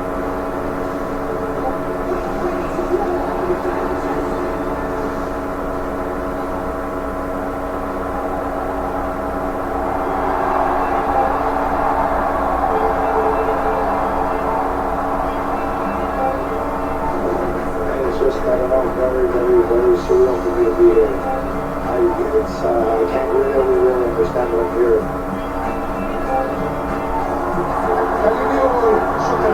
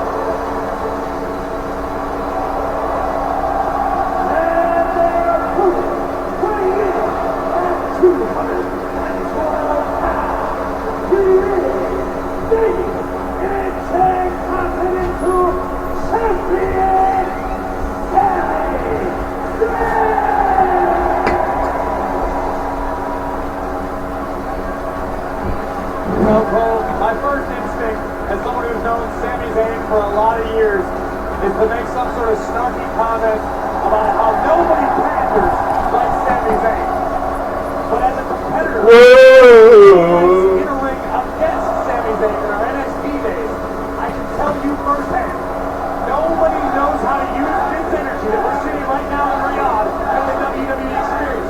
Even from the other side of the country, no one knows how to turn the energy of the fans into fuel like Sami Zayn. The WWE experience 600 miles to our east in Riyadh, first of its kind, interactive, immersive area. It was tremendous. I was there on Thursday, and Sami had been eating out of the palm of his hand on Thursday night.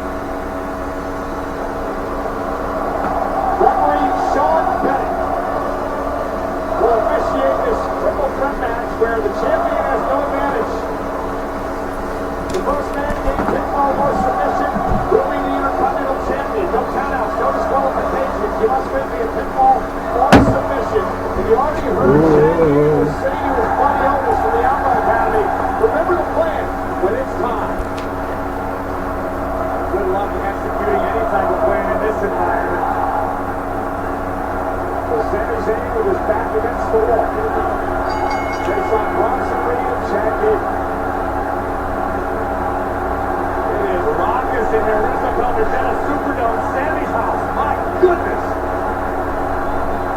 Chad Gable has never won a singles championship in his career in WWE. Wants to change that fortune tonight. Sammy, of course, personal with Chad. And that's the problem if you're Sami Zayn. You got to put the personal emotions aside, or Big Bronson Reed is going to turn you into splat. Here comes Gable. Heavy chop from Reed. And again, as Corey mentioned, it is thunderous inside the Jetta Superdome. Big Bronson Reed showing off his power. And Sami Zayn, obviously, the home crowd behind him. Like I said, it may sound cliche, but Sami can use it like no other. These chants the song Gable from behind. You'll be Intercontinental Champion until the wheels fall off. Well, his own talent, of course, is to see Sami Zayn over the top rope of Montreal, Canada. Almost shocked the world and knocked off Roman Reigns a couple of years ago, and then in front of his home crowd would beat Gable for the Intercontinental title. Sami Zayn knows how to play off the proverbial sixth man. What an atmosphere here tonight in Jeddah. Now Otis contemplating, what does he do? Chad Gable in that whole Alpha Academy situation has got like the little league dad. Oh, and Bronson Reed running through Sammy. And if you're Otis, you got to feel for him. If you're Otis, you got to feel for Gable? No, if you're Otis, you got to feel for what he's going through at the hands of Chad Are you Gable. kidding me? Otis barely knows what day it is. No one feels bad for Otis. Otis needs to listen to Chad Gable. That's what he needs to do. Sammy caught by Reed. Unique big man. And Sammy may be hurt. And so like Gable, you notice Chad Gable immediately clutched at his right knee and shin. And so did Sammy as well. Both men. Because on the precipice of a new championship reign, courtesy of Big Bronson Reed. Watch again. This is what happened. I want to watch the collision between Sammy and Chad here. Look at how they. Oh my goodness. That was eventually catastrophic for both athletes. So Gable back up on the apron in the fight, but he caught an elbow to the eye socket. This is vibrating. And now Gable, look at that. Fiddling type maneuver. Wrapping up Sami Zayn in the ring apron to get no disqualifications, no count out. Do whatever the hell you want in this environment. Gable now making a climb to the top. Right, Michael. Bronson Reed weary in the center of the ring. Gable missile drop kick Reed. Oh, now he's down. Reed's down. What does Chad Gable do? Who does he go for here? Sami Zayn trying to struggle to get out of the apron. Take another look at this. Chad Gable with both boots right to the chest of Reed, finally taking the big man down. Chad Gable with a real chip on his shoulder. Talked to him earlier today. He said he feels so disrespected. You realize this is his first match on a main live event in 14 months. And listen, you have to respect what Gable is doing with the rage, with the fury. He's trying to channel it into something productive. As Gable's into the outside, and Bronson Reed going to join him. Sammy thinking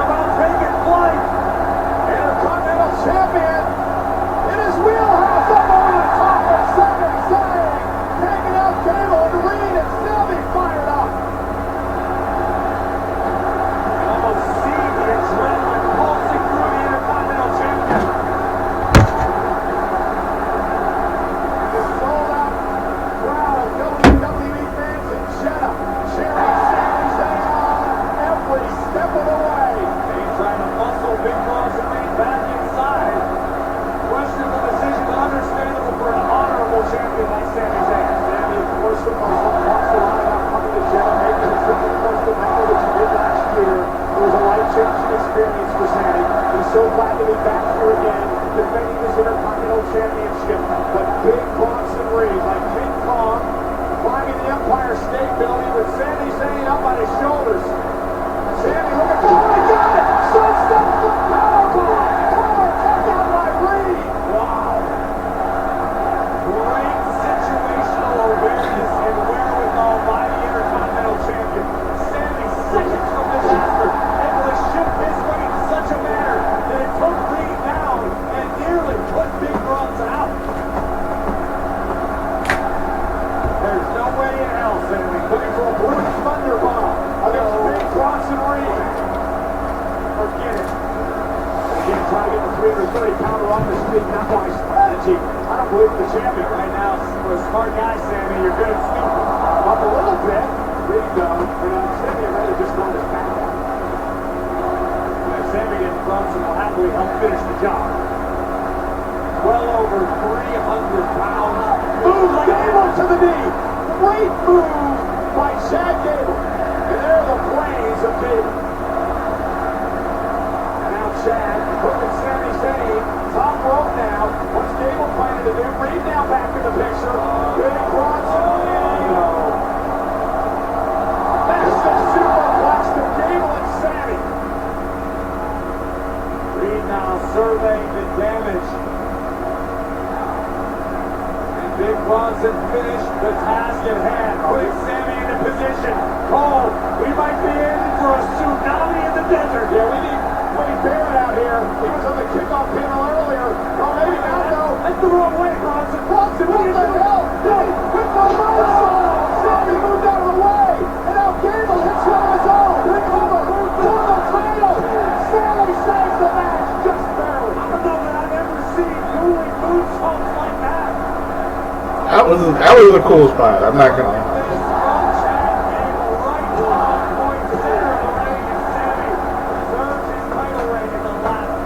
What a match! Triple threat rules for the Intercontinental title. First man to get pinfall or submission, and it is hometown favorite Sami Zayn. And they're going to try this again. Sami, don't. If Bronson Reed makes him pay yet again.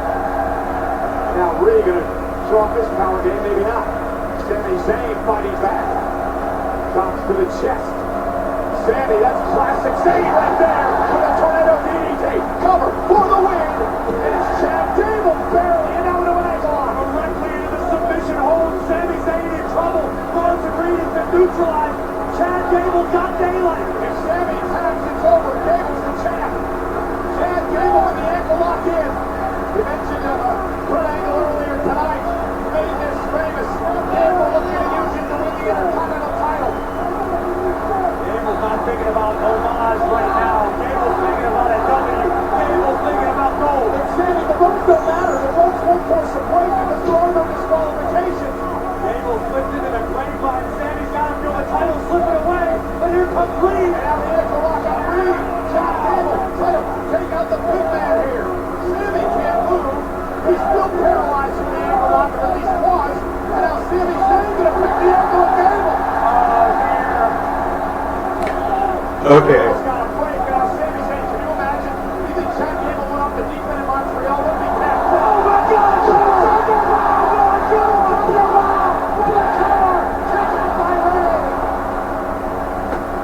I just saw it with my very own eyes, and I still don't believe it. Sami Zayn hit a blue thunder bomb on a 330-pound man.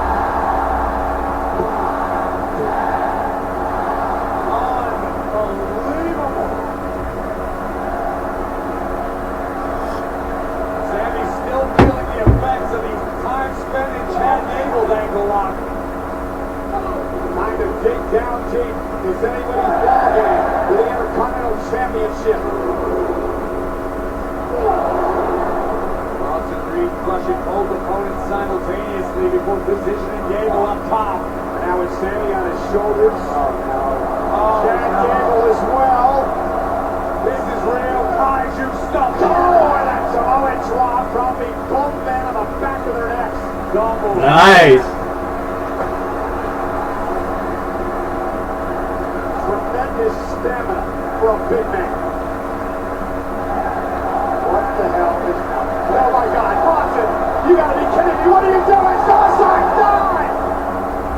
That's like a runaway Mack truck.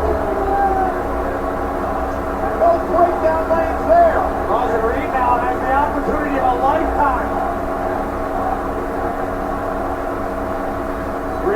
Bronson Reed could be looking for insurance in the form of that 330-plus pound tsunami. Reed top rope, Sammy moved out of the way. Reed trying to get a foot underneath himself to try to mitigate the impact. Kevin Reed in Sammy's position now. Sammy's Zayn that Reed where he wants it. Bronson Reed grabbing himself. Lumen time. Sami Zayn looking for the Lumen kick, picked out there into a German suplex by Gable. Gable refusing to relinquish the grip. A second German suplex to the champion. Trying for a third German. Sami trying to break the grip here. Finally does. Now Sami with a German suplex of his own. Still locked in. Another German suplex to Gable. Sami. Oh, now this should be good. Waistlock on Zayn. I think Gable even realizes that he's locked in double. Oh, now he does. Like, no way. There's absolutely no way. You gotta be kidding me. Holy. Gable suplex Sami Zayn and Bronson Reed. That is 515 poundish, if not more. At the same time, a double stack German suplex. Reed runs around to what, 330. Sami's about 212, 213. And Gable just put them both down. Chad Gable, for his size, pound for pound. That was crazy. That was absolutely insane. That was crazy. What Gable just did. The plan. Gable called for the plan to go in.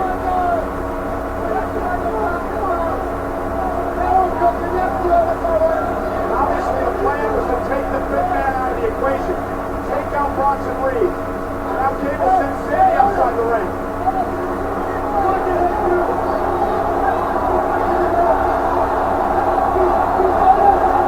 Otis is scoring here. Remember, he apologized to Sami for getting involved on that. Listen to your coach, Otis.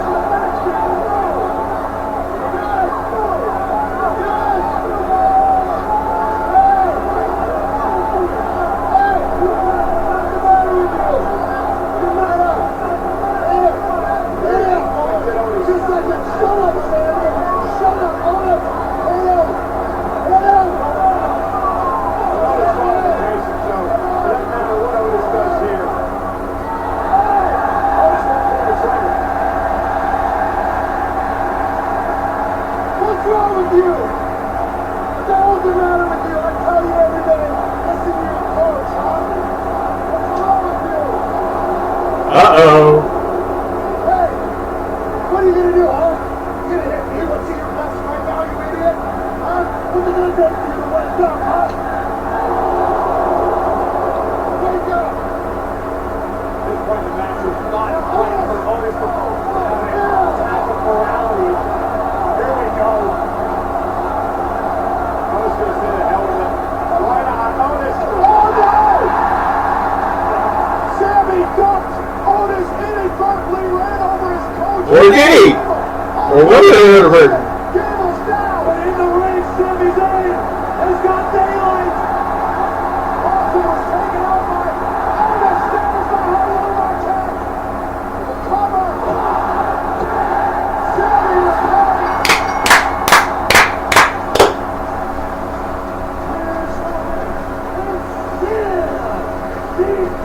Intercontinental Champion, Sami Zayn! A truly conflicted Otis finally seemed like he was going to do what he needed to do for Chad Gable and then get his back plan. Let's show you what happened toward the end of this matchup now.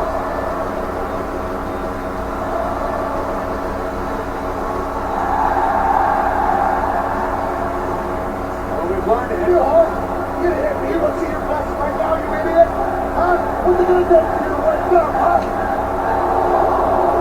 The Otis was conflicted about getting involved with Sammy on Monday night. He had the same conflict tonight, and because of the hesitation, Sammy took advantage. Chad went down. Sammy hit the Lula kick, retains the championship tonight. But if you're Otis, it's going to be a long ride back to the States. They are partying in Riyadh tonight as Sami Zayn retains his coveted Intercontinental Championship in a grueling triple threat match. It was not easy, but tonight belongs to Sami Zayn. Hell of a victory for Sami Zayn tonight. A hell of a matchup. Chad Gable is pissed off.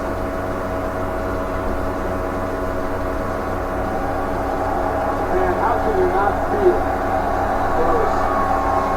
I never screwed up that bad.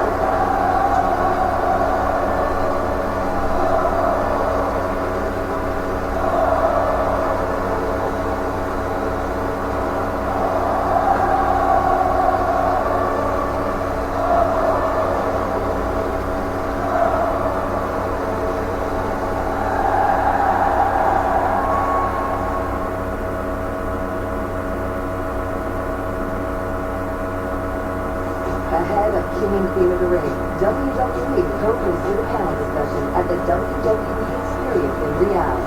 WWE superstars joined decorated female athletes from Saudi Arabia to discuss their careers in sports, sharing their journey to success and offering advice to fellow female athletes on maintaining motivation. This is a once-in-a-lifetime experience. WWE is committed to making an impact in communities across the globe. Exclusively on X, WWE, like you've never seen before. 3-minute time limits. This is a game changer. Bracket style competition. To crown a new Bell to bell action. WWE Speed Champion. WWE Speed. Welcome everyone to the biggest event of the summer. For more than 35 years, SummerSlam has delivered some of the most amazing moments in WWE history. I am completely in shock right now. In 2026, will once again make history. Fasten your seatbelt. It is about to go down. Let's go. Working with Minnesota Sports and Events, we will expand SummerSlam to 2 nights. Saturday, August 1st and Sunday, August 2nd, 2026 in Minneapolis, Minnesota. Live from the world-class U.S. Bank Stadium, WWE will bring 2 epic nights of SummerSlam to the Twin Cities.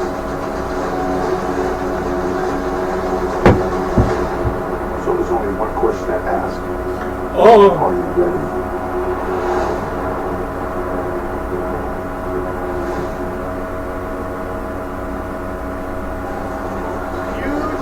Thursday as WWE in partnership with Minnesota Sports and Events announced that Minneapolis will host WWE SummerSlam over 2 nights on Saturday, August 1st and Sunday, August 2nd, 2026 at U.S. Bank Stadium.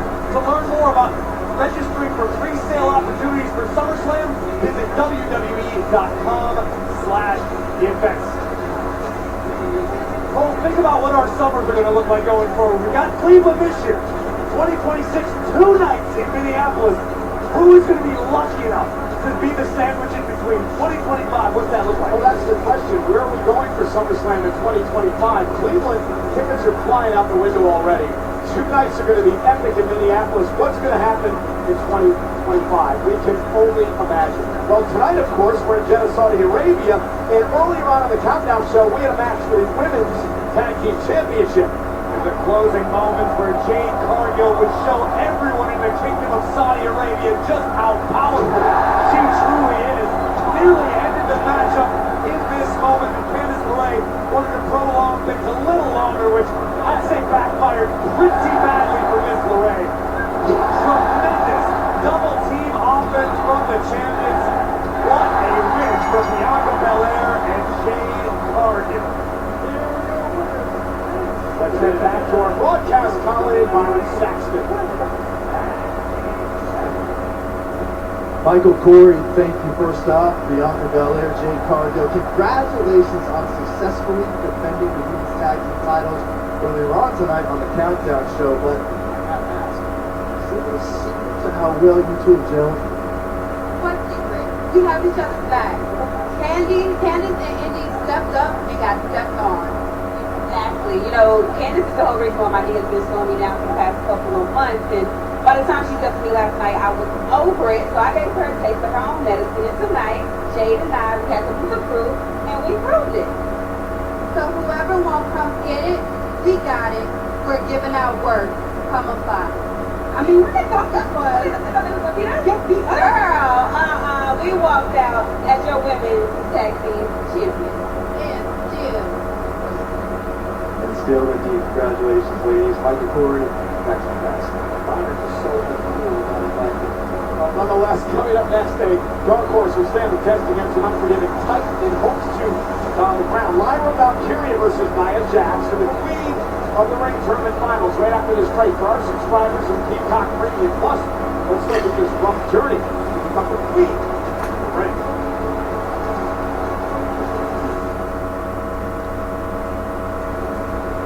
The throne is ready for the taking. A new king and queen of WWE will be crowned. You've heard of the NCAA bracketology. Well, this is some Pharisology. I'd say it's a sweet 16, but there's nothing saccharine about what these women have put each other through. Shayna Baszler and Zoe Stark made quick work of their opponents. First round matchup, Queen of the Ring Tournament. Io Sky advances. However, the round's most shocking victory came from the newcomer, Lyra Valkyria. Trying to add a feather to her wing. And she puts Dakota away. Over on SmackDown, Cargill and Stratton into round 2. Nia Jax, an irresistible force, squashing the blow out of Naomi. Meanwhile, Bianca Belair continued to show why she is the EST. Kicking off the quarterfinals, Baszler ran into the full court press. That is Io Sky. While Lyra Valkyria showed composure in the heat of combat, securing her spot in the semis with a victory. Bianca Belair was able to outlast Timmy Time. The victory came with a twist. It's not 100%. Nothing is stopping me from becoming Queen of the Ring. And in an absolute shocker, the bout between Nia Jax and Jade Cargill was an all-out melee. Nia Jax taking a moment to insult Jade's daughter. That's going to cause a disqualification. After all the bracket busters took place, we finally made it to the final four. Lyra Valkyria and Io Sky go one-on-one. The opportunity to make it to the finals of the Queen of the Ring Tournament. Wow! Valkyria back up. Valkyria stacks her up. Lyra wins. Big upset tonight. Lyra Valkyria is in the finals. Belair audacity, Lyra Valkyria. Thinking about a KOD. Belair just crumbled. Hey, Lyra. But right where you become Queen of the Ring. Now we have a true David versus Goliath story. Lyra Valkyria, the underestimated rookie, has scratched and clawed her way her entire career. From overcoming the odds of beating Becky Lynch for the NXT Championship, to being drafted to Raw, and in just weeks, reaching the finals of the tournament. Standing across the ring from Lyra, though, is the imposing Nia Jax, who has advanced from round to round using brute force and pure dominance. Will Jax's menacing presence and sheer power be too much for Valkyria to overcome? Or can Lyra write a happily ever after to her Cinderella story? Tonight, we find out who will become the next WWE Queen of the Ring.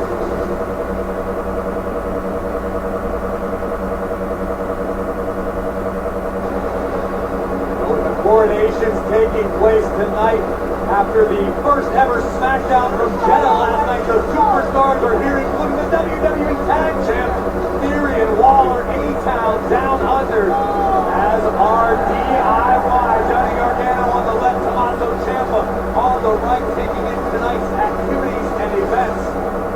And we got a lot more to go. There's the Street Profits and B-Fab. Worked this Jeddah Superdome into a lather last night on SmackDown, teaming up with LA Knight.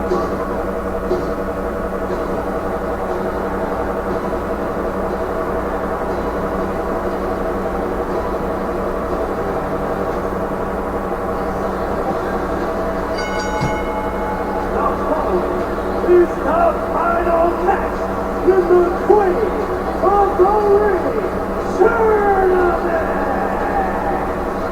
Introducing first from San Diego, California, Nia Jax. Well, ladies and gentlemen, the first ever Queen of the Ring back in 2021. Our good friend Zelina Vega tweeted out a bit earlier today that she reached the bottom of the ground.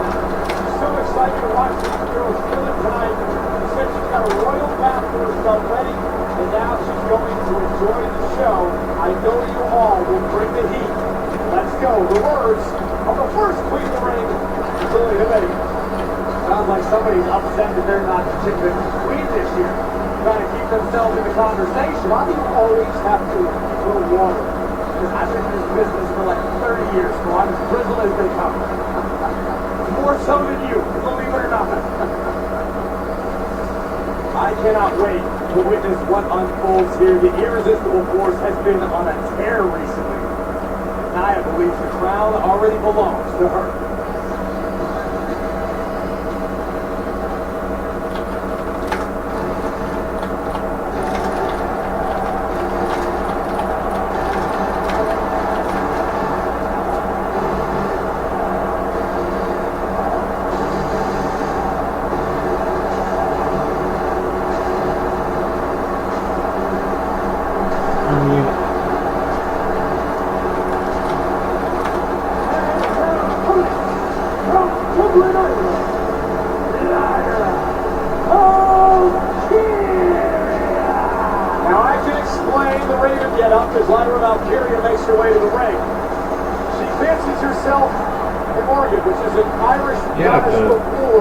As they were on the battlefield, they used to take the shapes of ravens to fly around to decide who would live and who would die.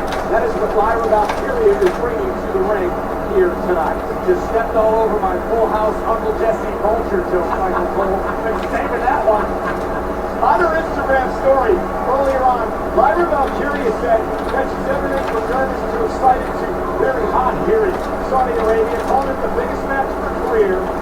Like she's been saying that for a week now. NXT a month ago, the Jeddah to the finals of the Queen of the Ring tournament. Absolutely surreal. However, Corey, right now she's got to put all that behind her. As much as Lyra Valkyria seems to fancy herself a bit of a fantasy land lover or maybe French was Vulcan in her day. But now is reality. Now it's go time. Lyra Valkyria is about to go toe-to-toe with a real-life, fire-breathing dragon in the form of Nia Jax. Nia Jax was in the best physical condition of her career and has been as highly motivated as I have ever seen. Tonight will make someone. Will it be Lyra? Will it be Nia? We'll find out from that. Lyra Valkyria's first premium final event here on the WWE roster. She defeated Dakota Kai, Zoe Stark, and the former WWE Women's Champion Io Sky to get to this moment. Nia Jax knocked off Naomi, Jade Cargill, and Bianca Belair. One of these women will become queen, and Corey, you win the crown. Guess what waits for you in August? The champion of your respective brand at SummerSlam. So if you're like, I don't. What do you do to pull off a massive upset tonight? I don't know a ton about Lyra Valkyria. I obviously followed her days in NXT. I know she is a technical wizard. Lyra, from a technique perspective, may actually have Nia Jax outgunned. However, what Nia brings to the dance is raw power, the likes of which you rarely see from both men, let alone women. Ask Rhea Ripley about the power of Nia Jax. Bianca Belair, who suffered last night at the hands of the irresistible force. Lyra Valkyria hoping to keep Nia Nia Jax off balance, use her quickness. Needs to try to play game cat and mouse to the powerful Nia Jax. Look at the power. This is what I was talking about. Sent. Oh, wow. Nice athleticism to go. Corner. Valkyria, who beat Becky Lynch, the NXT Women's Championship. And beyond relying on her technique, if I'm Lyra, I'm going to try to frustrate Nia. I don't know if that's possible, as Nia just ripped Lyra right off of her canvas effortlessly. If you frustrate Nia, she may make a mistake if you can capitalize. And Nia trying to drive Valkyria and does it successfully into the corner. Lyra looked like she was going for a sleeper hold earlier on.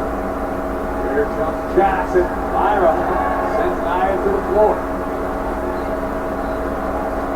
Athletic as they come, resilient as well. And Lyra now through the air just barely caught Nia on the shoulder. A lot more than that. The takedown is irresistible. Valkyria driven into the apron. Lyra says she feels alive every time she flies, and that's what Nia has to avoid tonight. Keep Valkyria grounded. Well, the woman thinks she's a bird. What do you expect? Big drop kick. Symbolism. And here's Lyra now unloading on Nia in the corner, who just shoves her away. Look at this. Lyra Valkyria walking the rope. Outrageous athleticism. Nia Jax now powering Valkyria up. Lyra now, and again, slipping the arm underneath the chin of Nia Jax. And this has got to be frustrating for Nia. Each time she's attempted the same maneuver, Lyra has countered the exact same way. That's got to be frustrating. Jax is going to have to show Lyra something different. And look at this. This is what, in my opinion, is what it's going to take for Nia Jax. Just bulldoze Lyra. Be Nia Jax. You don't need to get fancy. You don't need to get cute. Just be you. First time these two competitors have ever gone one-on-one in the ring. Nia drops an elbow to the spine. Valkyria kicks out at 2.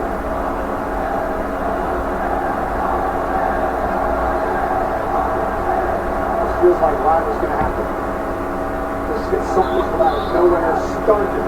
Nia momentarily to pick the win. We know Lyra possesses the skill set to do that. But sometimes this game is about so much more than technique. It's about experience. It's about timing. It's about knowing when to tap into certain parts of your cycle that you don't ordinarily bother with. Now you know this about her. So does Lyra. Nia just, at this point, punishing and just destroying Lyra. This is the pace Jax wants. They're trying to fight back. Section, another one by Valkyria. And I wonder, I know she's watching along right now, but Bayley, the WWE Women's Champion on Friday Night SmackDown, has got to be rooting for Lyra Valkyria right now. Because there is no way Bayley wants to mix it up with this Nia Jax. Oh, yeah, but SummerSlam's a long way away for her. Still in the fourth August. Bayley's got to worry about still being the champion come August. For sure. I mean, the entire WWE universe could and most likely will look drastically different. Just trying to analyze it. I would have kicked right to the midsection, and it has been all Nia Jax. Really since the beginning of this match.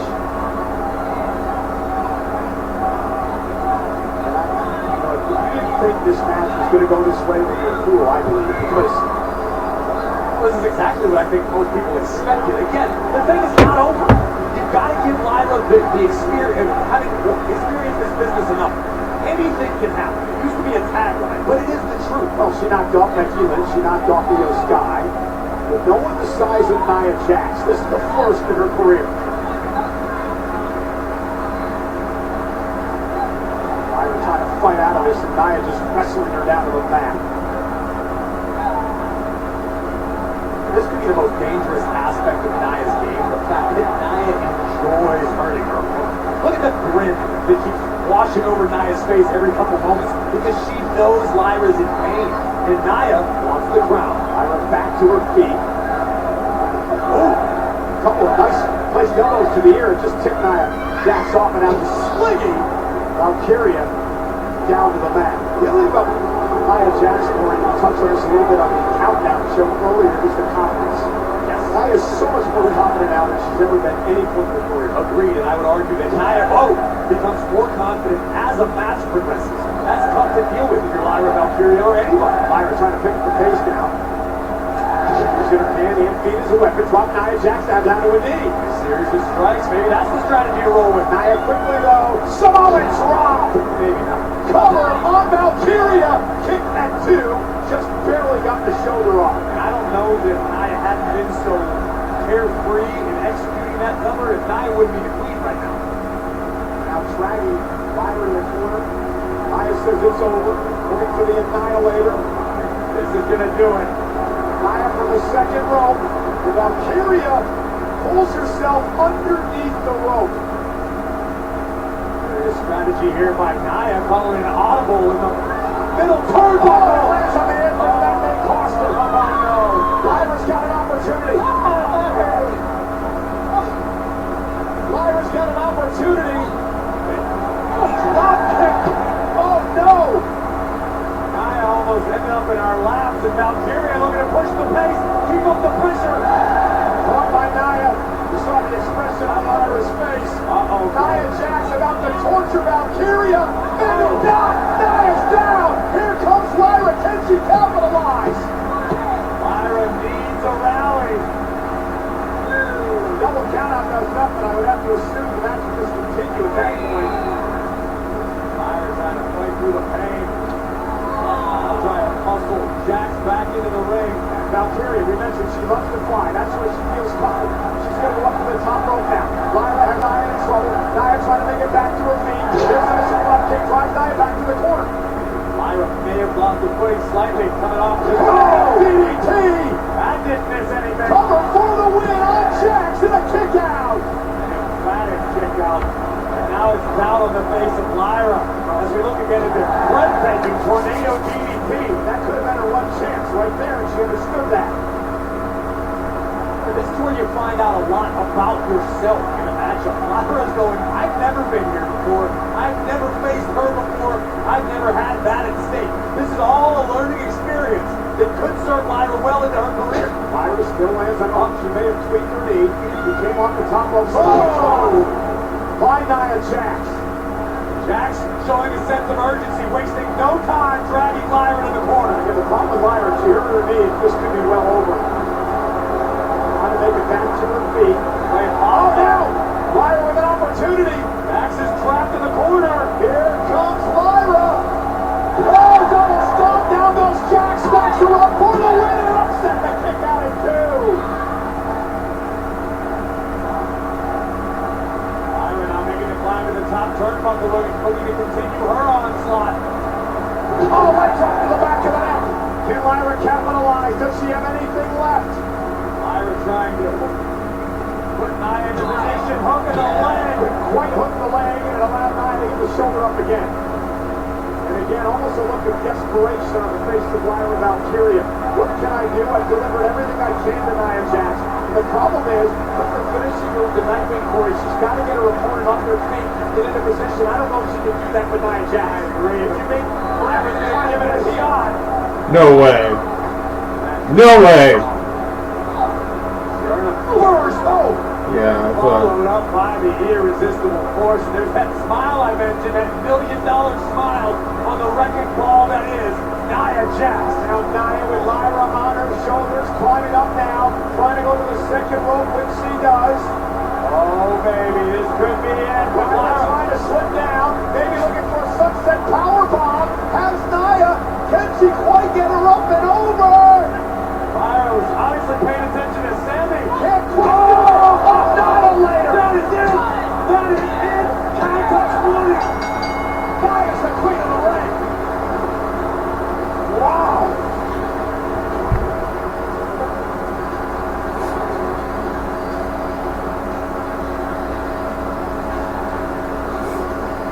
That was incredible. Lyra Valkyria put up a hell of a fight here tonight, Corey. No doubt about it. There is no need to hang your head, Lyra. You made your country of Ireland proud. You made the WWE Universe proud. The future is bright. But tonight and the crown belong to the irresistible force. And Lyra really taking Nia Jax to the limit. Nia would use her power throughout this matchup. Lyra just simply did not have an answer for the power and experience of Nia Jax. Jax. And one of the things we talked about throughout this match was the desperation of Lyra. And that caught her in the end. She was so desperate to try to do anything she could to put Nia Jax away. What she would do is Nia Jax would stop her here at least momentarily. And Lyra now would try to turn things around. But the point I was making was the desperation. And I believe it may have caught her in the end. I agree with you wholeheartedly. Again, Lyra Valkyria extremely impressive tonight. Vince, no exception. Running double belt in the corner. Nearly earned Valkyria the crown, but Nia Jax would not be denied. That was the gnarliest annihilator I've ever seen. And you could have counted a 15, 20. Hell, yeah, it was like the... Lyra's not getting up, and Nia is the queen. And our chief content officer, Paul Triple H Levesque, presenting Nia Jax with the crown as she is now your Is that going to fit on her head? The ring. This is an emotional moment because we all know what Nia Jax has gone through over the past few years. What a difference a year, or perhaps a little longer, made Nia Jax, who was no longer even a part of WWE for some time, had to do some deep, serious soul searching. Well, Nia found herself, found her footing, and has found the queen of the ring crown.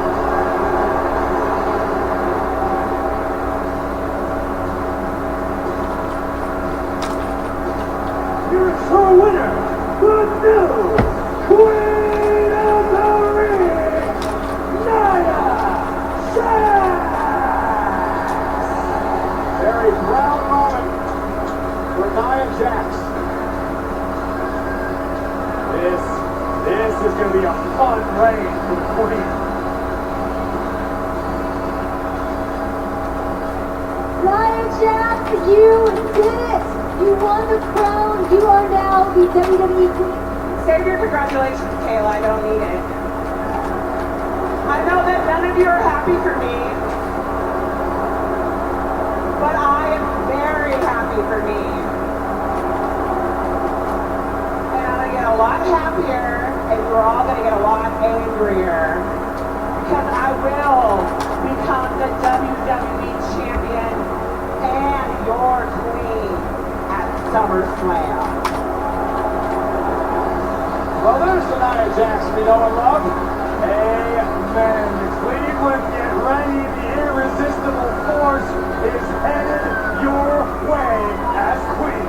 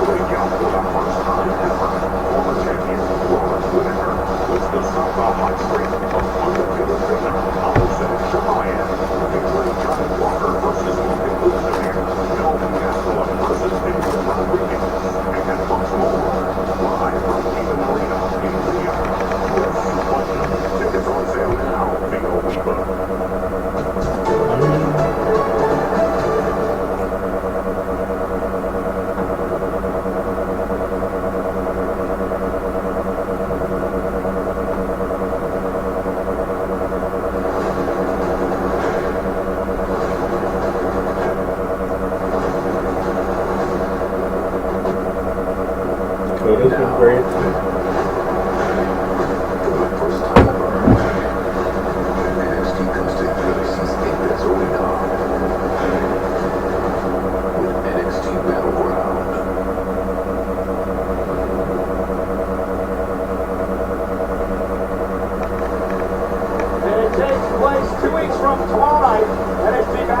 The UFC Pets Arena in Las Vegas, Nevada. Tickets on sale now. Visit access.com before they are gone. Now wait to see what happens when you turn my man Jehovah loose inside the Apex. What a night it fits overall. And again, congratulations to Nia Jax winning Queen of the Ring. That means she gets the WWE Women's Championship at SummerSlam. Will it be Bayley? We'll find out in Cleveland in August. We do know one thing, at least as of today, Becky Lynch will not be defending the Women's World Championship at SummerSlam. Let's show you what happened a bit earlier on tonight. Becky Liv Morgan for the title. These are the closing moments, and as Becky seemed to be closing in on victory, 38 Dom Mysterio would arrive after vowing to come to Saudi Arabia to make sure Liv did not get her hands on Bobby's championship. A code breaker later, it seemed as though Liv was going to leave with the title, but Dom had other plans. In this city, you can't do anything right. He sends the chair to Becky. Becky, of course, doesn't want to use it. She doesn't want to win that way. As Dom distracts the referee, Liv Morgan takes advantage. And then she would hit Oblivion and actually win the Women's World title. A shocking turn of events. Absolutely not what Dirty Dom had in mind. I assure you, wherever she is, Mommy is not happy with Dom tonight. And congrats to the new Women's World Champion, Liv Morgan.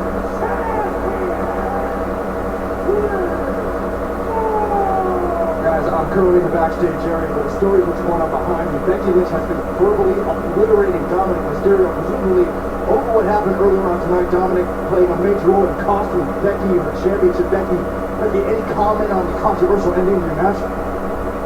I don't know. I don't know what happened. I don't know why Dom was out there. I don't know what's going on with him, with Rhea, with Liv. I don't know about Rhea's revenge or Liv's revenge. For all I know is that I have a rematch clause in my contract as what I want to do. And on Monday at Raw, I am getting that rematch. Pierce, do the right thing.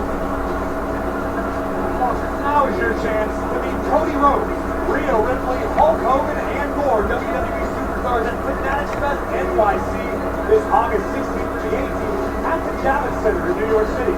Plus other sports legends including Tom Brady, Derek Jeter, Kevin Durant, Nathan Eli Manning, and many more.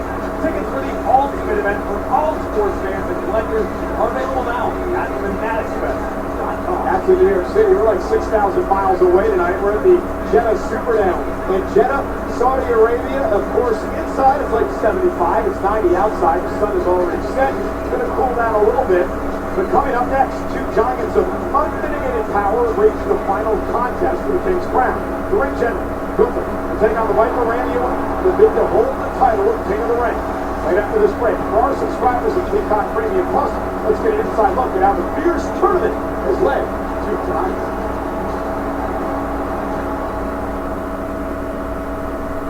If the sports media thought I was through giving the utmost expert analysis and their jobs were safe, well, I'm afraid I've got some bad news. The 2024 King of the Ring tournament is stronger than ever, featuring a field of rookies, knights, princes, ring generals, former kings, and almost the almighty himself. Injury-forced out Bobby Lashley, but provided his liege, Angelo Dawkins, an opportunity of his own against Tama Tonga. I can tell you right now it's going to cost him. Looks like there was little reason to bet against Tama following in his father Haku's royal footsteps. LA Knight learned that fact the hard way. Tonga hit him like a Mack truck on his way to the semis. And we must continue counting bodies in the rhythm of Tama Tonga's war drum. Used to hanging jerseys from the rafters, Carmelo Hayes retired former king Baron Corbin in the first round. Forget the king, all hail him. That was before meeting a living dynasty in Randy Orton. After dispatching AJ Styles in the first round, Orton showed Carmelo that the three most dangerous letters in WWE aren't H-I-N, but R-K-O. Which led to a dangerous showdown between Orton and Tama Tonga. And here comes Tama Tonga out of the gate. Game plan immediately out of the window. And the Apex Predator takes one more giant step toward the throne. The raw side of the bracket brought its own madness in search of that one shining moment. late play into the tournament, Jey Uso ran through King Valley, only to find himself in the crosshairs of a mad dragon on a hot streak. But after a jaw-dropping victory against Ricochet, Ilya Dragunov came up just short in a frighteningly physical battle with the main event Uso. Jey Uso into the semi-finals of King of the Ring. Meanwhile, the odds-on Raw favorite Gunther chopped his competition down to size. Last attack. Gunther advances. Kofi Kingston managed to make it by the legendary Rey Mysterio, but like Sheamus before him, was no match for the ring general. Marching towards the crowd, Gunther took on everyone's favorite bracket-busting underdog, Jey Uso. Ooh, don't catch it down. And now, don't catch it left. I'm in the business of taking hope away. Jey Uso's fading. It's over. Gunther advances to the finals. And now we have a first-time ever dream match in the finals. The longest reigning former Intercontinental Champion of all time, Gunther, looking to go from ring general to king general, versus one of the most decorated superstars in WWE history, Randy Orton. A match for the ages and for the crown.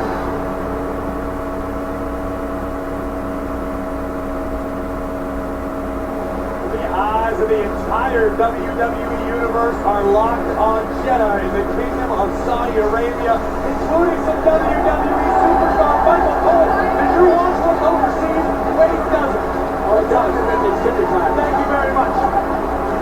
And there is him. Well, not proper English. I'm talking about him as it's Carmelo Hayes, one of the newest arrivals for Friday Night SmackDown, a dude who has been making no shortage of waves in short order.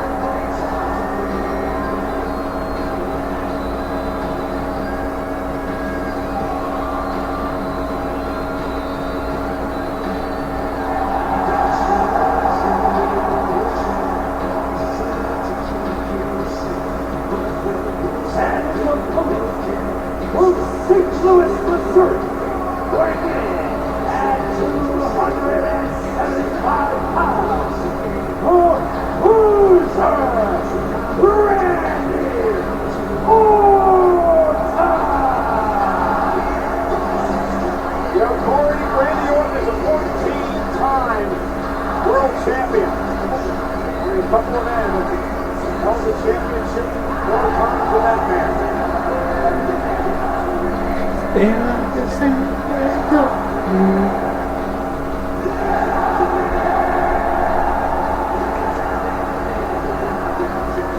to me like the young friend started a bit of a trend, Cole.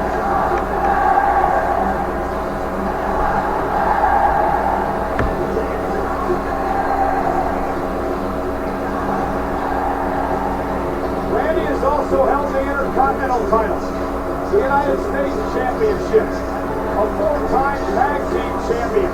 He's won the Money in the Bank contract. He's a 2-time Royal Rumble winner.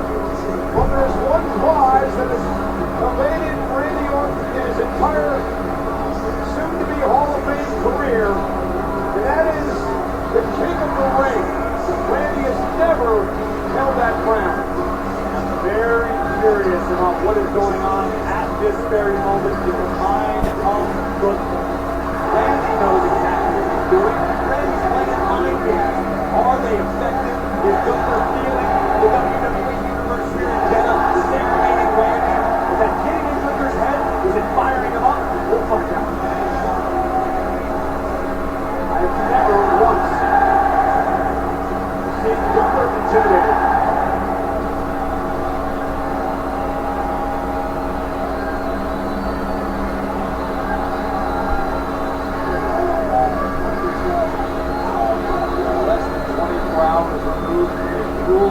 Semi-final battle that Randy had to endure with Tama Tonga of the Bloodline on SmackDown to earn this opportunity.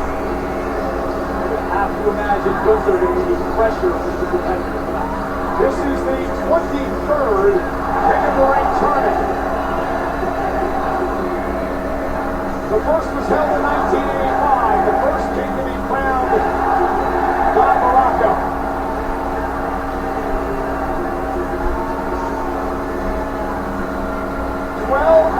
Don't do it, Randy. Don't do it.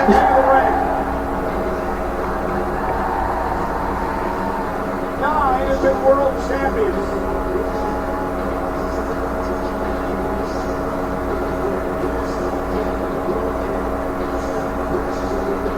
And the winner of this match tonight earns a championship opportunity at SummerSlam. Well, we use the word methodical a lot in this game. But I don't know if I've ever seen a better example of methodical movement than we are witnessing right now out of the Viper. Randy is forcing Gunther to wait. Randy is operating on his own time.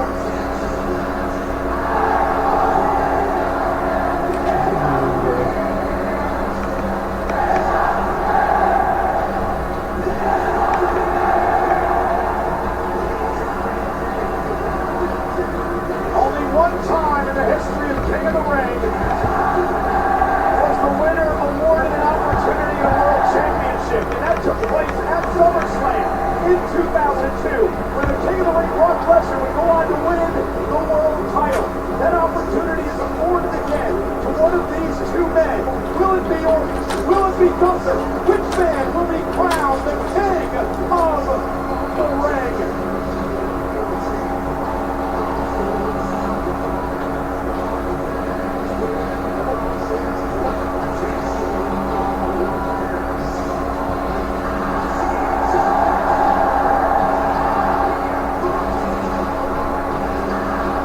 Gunther has never changed his expression. He has stoically looked on at Randy Orton through this entire entrance. He does not seem bothered. He does not seem concerned. He does not seem thrown off by any of this.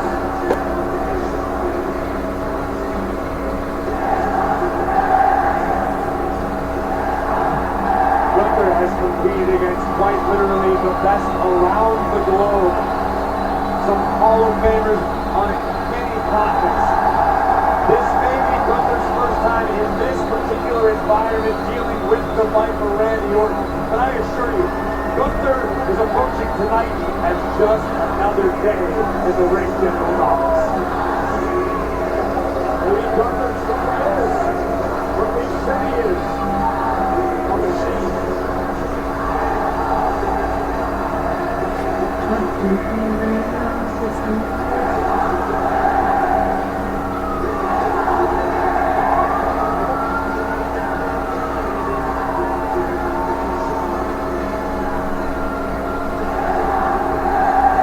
better stop before I get a copyright The strike. official in this matchup.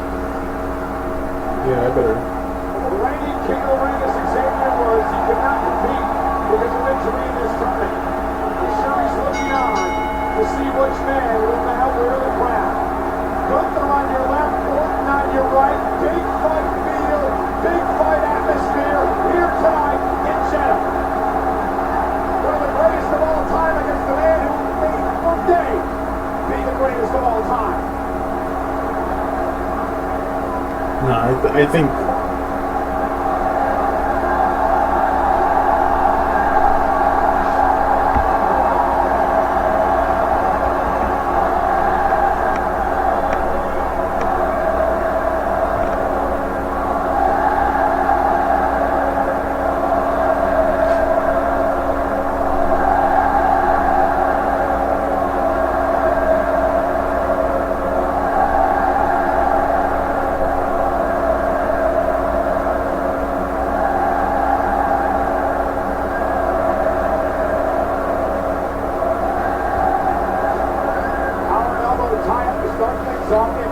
Tonight, maybe a bit of a feeling out process early on. You can see him opening moments, both men sizing one another up, just surveying the scene, trying to get a picture of what this matchup is going to look like. How are they going to unfold? Right now, we are at a stalemate on Collar and Elbow tie-up between Orton and Gunther.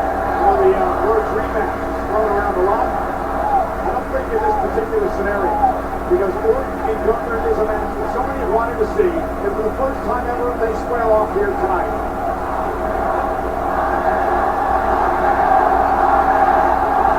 Randy has whipped this crowd into a frenzy. Hostile territory for the ring general. And when we talk about history, the historic consequences of this match, Corey, think about it for Randy Orton. He's been here for many, many years. There may not be many more opportunities, just ask AJ Styles, for a chance at a world championship. Orton's at 14 world titles. He still has an outside shot to tie Ric Flair and John Cena for most of all time. That's what winning tonight means for Orton. Get an opportunity for another title chance at SummerSlam. Absolutely correct. Piper understands the magnitude of the situation. Look at it. Orton mixing it up with Gunther in the corner. Yeah, but not intimidated at all. That's the thing about Gunther. He's not going to back down. He's not going to scare this. No.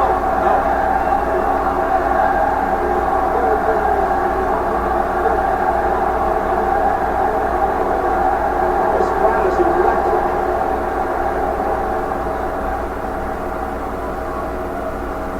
Again, Gunther now working on the arm of Orton. It's a smart strategy by both of these superstars. No one taking on any unnecessary risks in the early goings of the match. I assure you, both men are waiting, praying for the other to make that fatal first mistake. Oh, it's respect. Correct. Knowing how each man is so dangerous, how they can quickly end the match.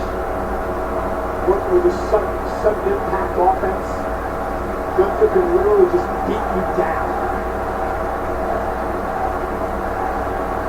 Now Orton goes to work on the arm of Gunther. Corey mentioned it earlier, Randy Orton can play the mind games with the best of them. And he also possesses the technical know-how, perhaps not at the level of Gunther.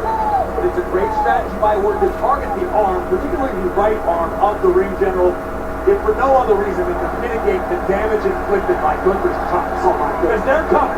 You haven't seen one yet, but I promise you, they're coming.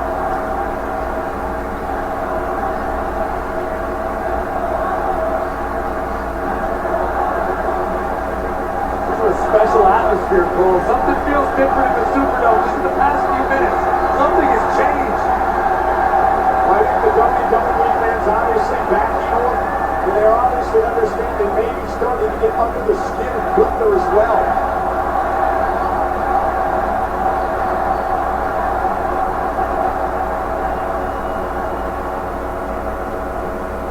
Still both men pinching each other out.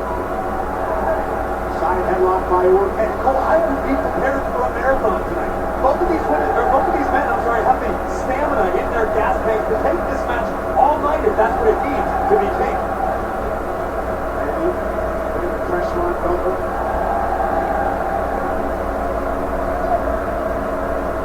loose boss early on. Gunther trying to rake the eyes.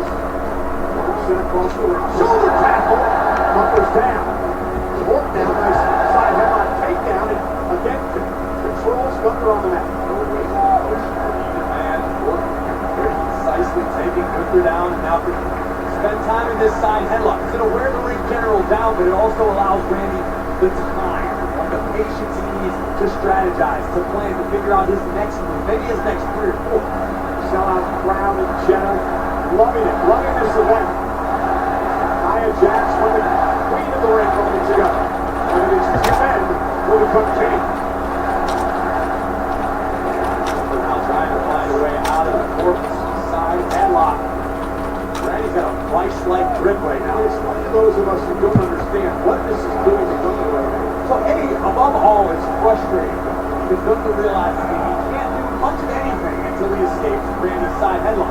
From Randy's perspective, you put that forearm going along the cheekbone of your opponent, along the ear, your cauliflower ear, you can really do a lot of damage that is painful. You're probably not going to win a match with a side headlock, but you can hurt your opponent in a bad way. Well, you're also showing his blocks, right? Correct. It's about establishing dominance in early moments. Gunther frustrated, cheap shot as the official was backing him off, and there's the first top of the matchup, which woke Randy up a little bit. That might not have been what Gunther wanted to do. And another chop by Gunther. That's smarty.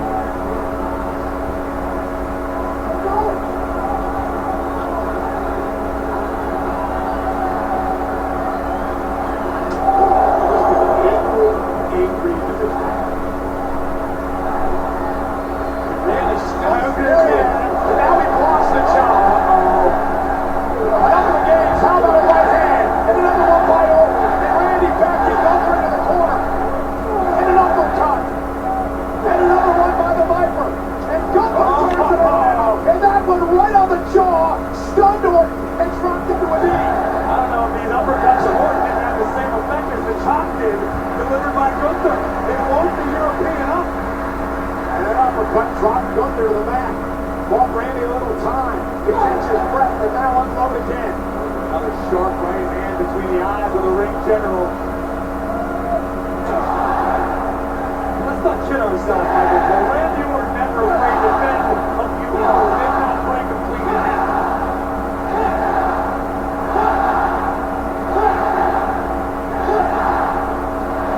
Gunther though. Randy back to the ring, and now sending Randy up, maybe looking for a power bomb. Gunther just got out of the way. Gunther knows he just narrowly avoided his action, but look at Randy. I don't know if it's the hip, perhaps the lower back that was surgically repaired, maybe the knee that's been bothering Randy. See, Gunther saw it, he targeted it, now Gunther's on the attack, and Randy could be in deep trouble here. Exactly what we have learned to expect from the ring general. Gunther played it safe until he saw the opening and jumped right through it. His great white and smells the blood in the water. And now he can punish and torture Randy Orton. This is where Gunther is so effective. Slow the match down, little wasted motion. Everything you do is done with balance. And just like that, movement means something. Every punch has purpose. Every kick is one closer to the finish line. You mentioned at the top of this match, feeling out your opponent, hoping that someone makes that one mistake. Randy may have made it, went early for the RKO, and Gunther moved out of harm's way. Well, you can't blame Randy. I mean, that maneuver, the RKO, has been the Viper's bread and butter for the duration of most of his career. Now we're back in the fight, but Gunther turns it around. Of course you want to take that best shot. Oh, goodness, that just dropped Randy. That was like a frying pan to the heart out of nowhere. Those lethal knife-edge chops of the ring general have to be felt to be truly appreciated. And I myself have never been that unlucky.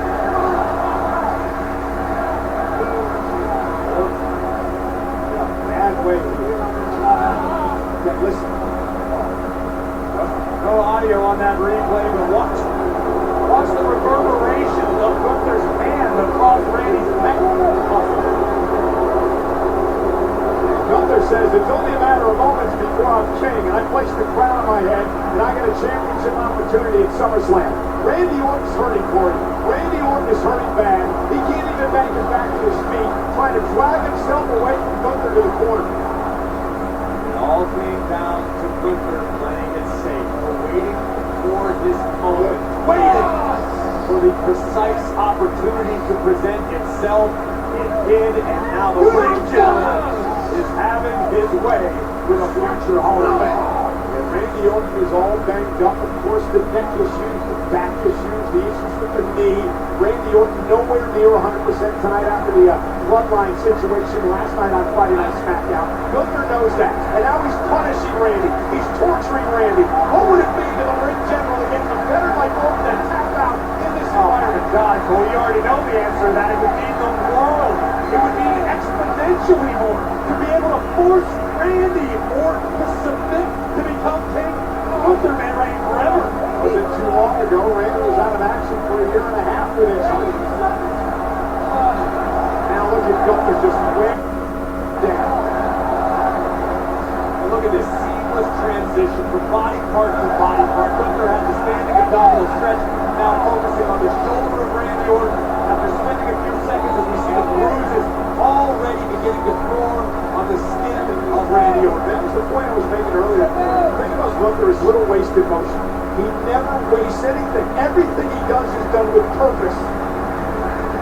Orton back to his feet. And the situation is starting to get a bit desperate now for Randy. Oh, backbreaker, knee to the spine, cover by Gunther, forces Orton to kick out. That's a big cover. Whether Gunther thought he was going to get up there or not, it forced Randy to kick out from the back. You're absolutely right, Cole. And I would bet my bottom dollar that Gunther didn't believe that was going to end the match. Gunther knows we're going to keep inflicting damage on the weakened areas of Randy Orton. We're going to force Randy to exert as much energy as physically possible. We can be here a while. And when you talk about exerting energy, look at Gunther. He's exerting no energy now. He is completely in his space, in his zone. He's systematically picking Orton apart. Absolutely right. And a body slam. A classic, nothing fancy, but extremely effective.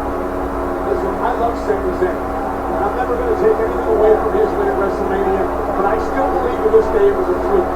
Because Gunther is unbelievable. He's unbeatable in many, many situations. I think we may see that again here tonight. I couldn't agree any more than I already do, Michael Cole. I was there ringside with you. I'm still in disbelief it happened. It's against my instinct at this point to not refer to Gunther as the champion, as the Intercontinental champion. I think maybe losing the title made Gunther hungrier.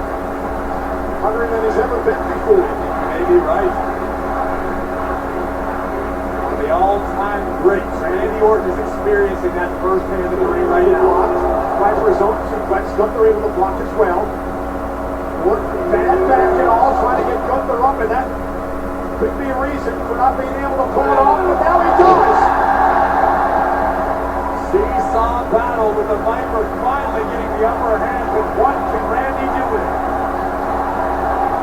It has been a true pleasure and joy in my career to be able to call so many matches of Randy Orton.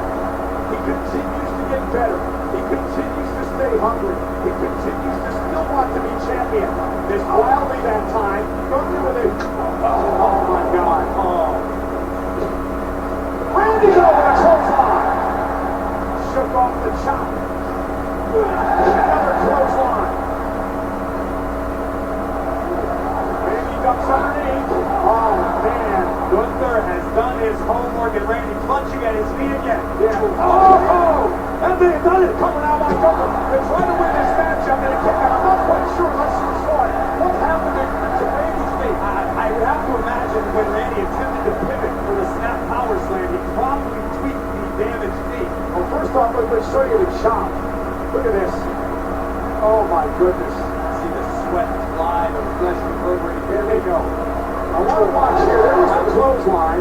Gunther almost took Randy away, but I'm curious to what Randy did to the knee, and you may be right on the pivot. I think Gunther knew full well that Randy was going to attempt to snap power slam. To your point, vintage Randy Orton. And Gunther knew what was coming, stopped Randy, and I think this is wear and tear on Randy's knee over the last several weeks. See the knee heavily taped. The left knee will Randy now. Backing Gunther into the corner. Now Randy's got survival mode. There it is. There's a power slam. But Gunther wisely rolls toward the ropes. And it didn't seem like Randy had as much torque as he usually gets, as much snap as he usually gets on that power slam. You're right, Cole, because he didn't. Randy Orton does not have use of both legs right now. That's going to affect a lot of his offense, if not all of it. Randy dragging himself across the ring. He's got Gunther draped though on the second row. The Sentinel Council has adjourned. Please agree that the flag cannot sit. DDT. But again, favoring the knee, and Randy not able to go into the cover. Randy's not sweating it yet. We almost see the confidence building inside of the Apex Predator. Randy back to his feet, looking to feed off this sold-out house in Jeddah. And Corey, I think Randy Orton may be going to that place where he hears the voices in his head. Stalking Gunther. Randy's in position. Orton looks for an RKO. Gunther able to counter. Gunther now with a slam of his own. The ring general now figuring on making a climb in the top turnbuckle. Randy's halfway across the ring. Gunther lost his battle and still hit the splash. Here's the cover. Randy kicked out. How the hell did Gunther survive? He slipped on the top rope. Let's be honest with ourselves. We got to start giving Gunther the athletic credit he deserves. The guy is a freak, and he's climbing to the top rope yet again. Why? He won't survive one. He won't survive this. Gunther had to roll out of that. Oh, KO! Out of nowhere! Can Randy capitalize? Randy's banked up. Randy's hurt. Randy trying to drag himself toward the cover. Randy Orton, bad knee, bad back, bad neck. Crawls to the cover, and Gunther rolls out of harm's way. Listen, it's not going to make a lot of people happy. It wasn't an exciting counter, but it was brilliant as we look again. Watch Randy. Yes, you were right, Mike Pivot. And then Randy, here after Gunther would miss this epic splash. RKO. And again, a great situational awareness from the ring general. Gunther always knows where he is, rolling under the bottom rope. You see Randy's face? Randy was upset. He hit the RKO. Oh, I'm watching Randy's eyes, and he's looking our way, and that doesn't bode well. Randy's chest is a mess. Following the chops. Randy Orton. And Gunther right on our announce table. Our monitors have been destroyed. Randy Orton is tipped off now. And again, Gunther dropped right on our announce table, crying and screaming in pain.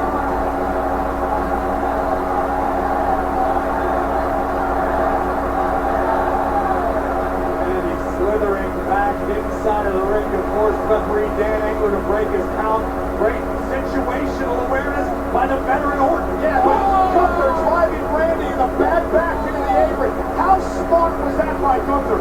It was beyond brilliant, but that's what, oh my goodness, makes Gunther the ring general. His in-ring IQ is absolutely unmatched. Gunther is never out of a fight. Either, so, and indeed, this is awesome. Orton will be out of it after this one. Randy Orton, Gunther up top. And Gunther down. Brutal back body drop, countering the powerbomb. And now Gunther. Randy Orton again. Drops him on the table again. A third time. Gunther understanding the wrath of a viper. Randy with Gunther. Gunther's hurt too. I agree. Randy at this point struggling to even get back into the ring. Randy up to the apron, trying to drag himself back into this match. And Gunther meets it. Right to the knee. Right to the bad knee. Gunther with a drop kick to the bad knee. Again, Gunther recognized the tiniest of openings and made sure to exploit it. And you can hear just the air come out of this crowd. As soon as Gunther went to the knee and Randy went down, the air just came out of this place. They realized Randy may be done for. Hey, it absolutely killed the energy inside of the Genesis Superdome. That's what Randy wanted, with the energy behind him.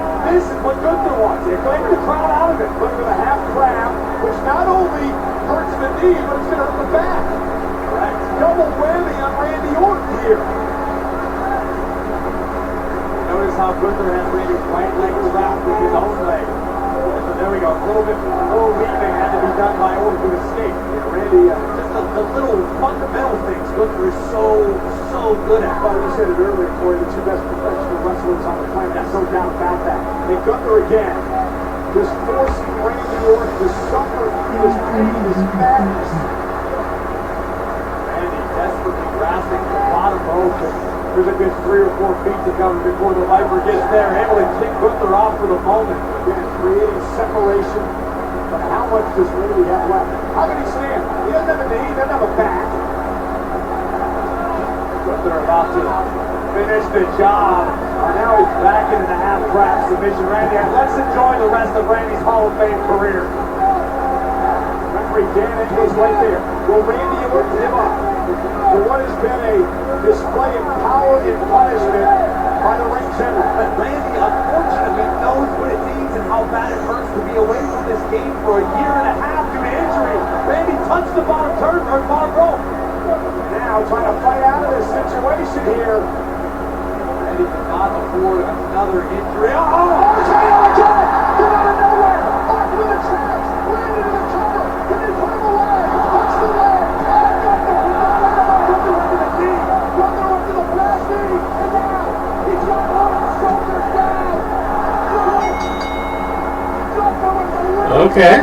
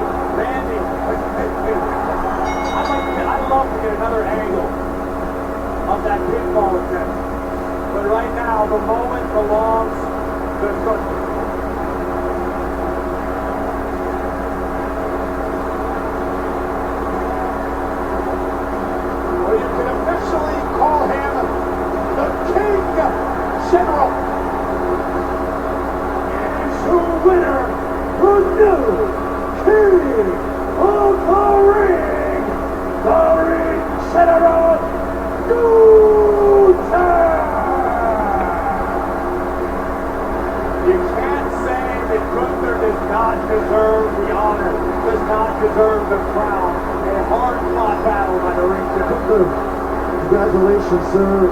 You were confident you were going to become king of the ring, and you've now achieved that goal. How does it feel to be king?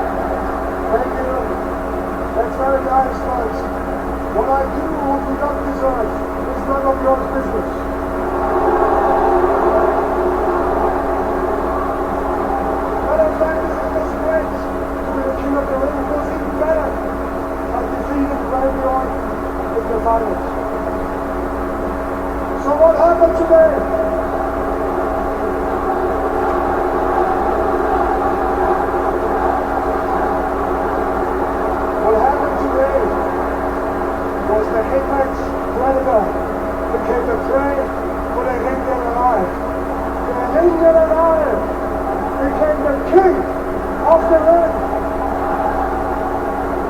And at SummerSlam, I'm going to become the World Heavyweight Champion. All right now, Damian Priest is the World Heavyweight Champion on Monday Night Raw. Good luck. The ring general is coming to Cleveland.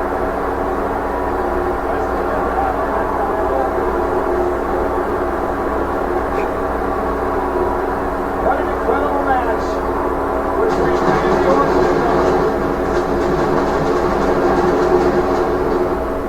All hail K&QOTR.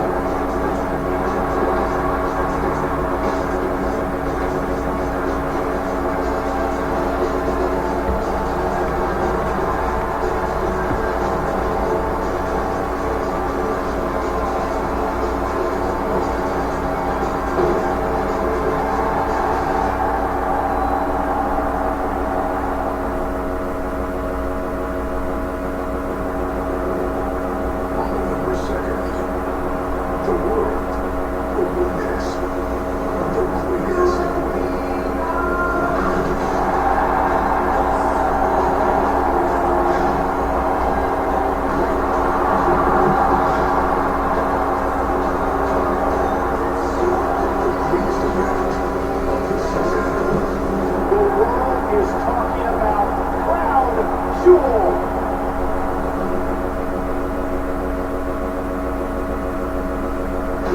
And ladies and gentlemen, we will be talking about Crown Jewel once again because we are heading back to Riyadh.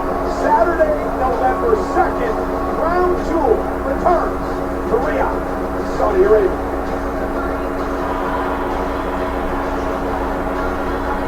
Experience the very best WrestleMania 41 has an official WWE Priority Pass from On Location. Place your deposit today to see premium seating, free show hospitality, interaction with your favorite WWE superstars, and so much more. Head to onlocation.exp.com/WWE. Again, congratulations to Governor of the Freedom for Training. It's been an absolute pleasure, right? We still have Cody Rhodes, Logan Paul, for the undisputed WWE Championship. No doubt about it. It has been a busy night for our chief content officer as well, Paul Triple H, on me, presenting the crowns for taking through the ring back with a Taylor Braxton to breaking news right now. Thanks, guys. Man, it has been an exciting night here in Jeddah. And only appropriate on standing by with WWE Chief Content Officer Paul Triple H. So that's why here has some breaking news for us. I do have some breaking news, and you're right, an incredible night so far. Congratulations to our new Women's World Champion, Liv Morgan, to our new Queen of the Ring, Nia Jax, and to our new King of the Ring just now, the Ring General, Gunther. But for big announcements, earlier today, our medical staff cleared Drew McIntyre to step back into the ring. And true to his word, Damian Priest agreed to defend the World Heavyweight Championship against him. So I am making that match official right now.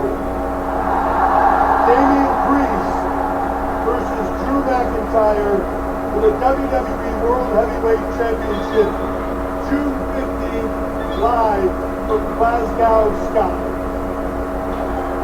Triple H, thank you so much. You heard it first from Triple H himself, Drew McIntyre, Damian Priest, World Heavyweight Champion, Clash at the Castle. Exciting stuff. Thanks again. Back to you guys. So again, it's official. 3 weeks from tonight, we're going to be in Glasgow, Scotland. Drew McIntyre in his home country with an opportunity to win the World Heavyweight Championship against the current title holder, Damian Priest, on Judgment Day. An individual event tickets promote Friday Night SmackDown and Clash at the Castle at OVO Hydro in Glasgow, Scotland on Friday, June 14th to Saturday, June 15th. We're on sale now via Ticketmaster.co.uk. And while we're at it, SummerSlam just happens to be taking over Cleveland this summer, and tickets are on sale now. But the only way to secure exclusive experiences and interactions with your favorite WWE superstars is the WWE Priority Pass, presented by On Location. Buy your package today to get access to premium seating, free show hospitality, and so much more. Head to onlocationexp.com/WWE. So SummerSlam this year is Cleveland, 2026 is Minnesota. I wonder what 2025 is going to be. I don't know, we got a great city, Blue Rivers and stuff. Just saying. Here tonight, this is Jeff. We're at the Jetadome for King and Queen of the Ring. What's the Jeddah? Superdome. Got it. Brothers. King and Queen of the Ring continues his Wrestle Team royalty of WWE will battle each other in the quest for the crowning spot at the top. The reigning undisputed WWE champion, the American Nightmare, Cody Rhodes, goes head-to-head against that man. It's the United States champion, the Maverick, Logan Paul. Right after this break, for our subscribers of Peacock Premium Plus, let's look at how these two undeniable superstars came to face off tonight.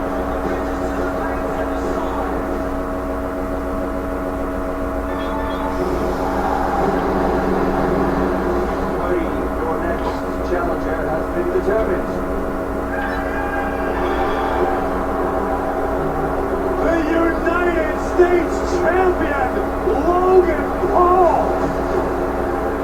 So, Logan Paul, I think I know what you want to talk about. Main eventing the King and Queen of the Ring in a champion versus champion match. I'm not gonna call you a podcaster an outsider. I'm not gonna pretend that this is a fad for you. I've actually gotten a sense of who Logan Paul really is. You are disrespectful, self-centered, delusional. You cannot go a single match without grabbing those brass knucks. You're making viral memories, and I think it is time to drop that United States Championship. Not what I agreed to. I agreed to wrestle Cody Rhodes for the undisputed WWE Championship only. Cody Rhodes has not done anything to deserve a shot at my United States Championship. I have proven every single time that I'm in this ring that I am worthy of every title in this industry. Here's the bottom line, Cody. Your championship is on the line, mine isn't. Well, you look for a cheap shot, and the United States champion sent to the floor. Uh-oh, Broccoli, hey, guys, get in there. Fine. Cody Rhodes has a lot on the line. Logan Paul has just opportunity. For anyone out there who thinks I need to use cheap tactics to win, you're wrong. You saw me give my brass knuckles to Michael Cole. I will beat Cody fair and square. I will give these up. I will not use them in the match tomorrow. My experience would lead me to believe you got another set of knuckles on you right now. What do you call me, a liar, Cody? What are you, a TSA agent?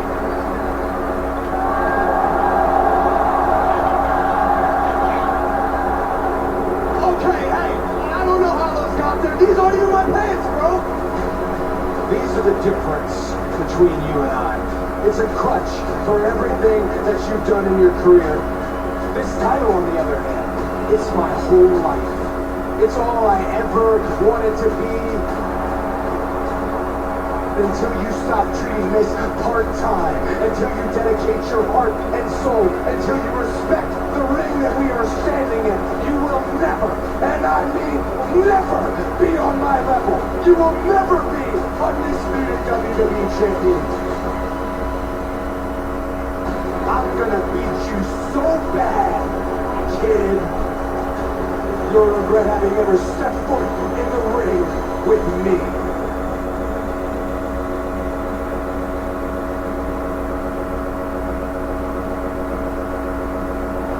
It is main event time in the Jeddah Superdome, and all the stars are watching all of tonight's action. There you see Piper Niven and Chelsea Green. Piper took out Bayley last night on SmackDown. And in case you weren't familiar with this guy, he's one of the hottest stars on the planet. L.A. Knight. Who's that robot I said?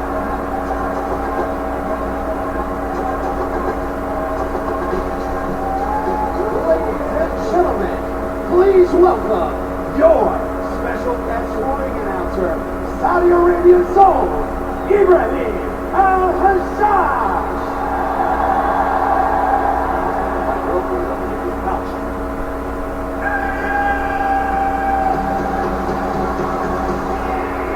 Did Logan have your pants?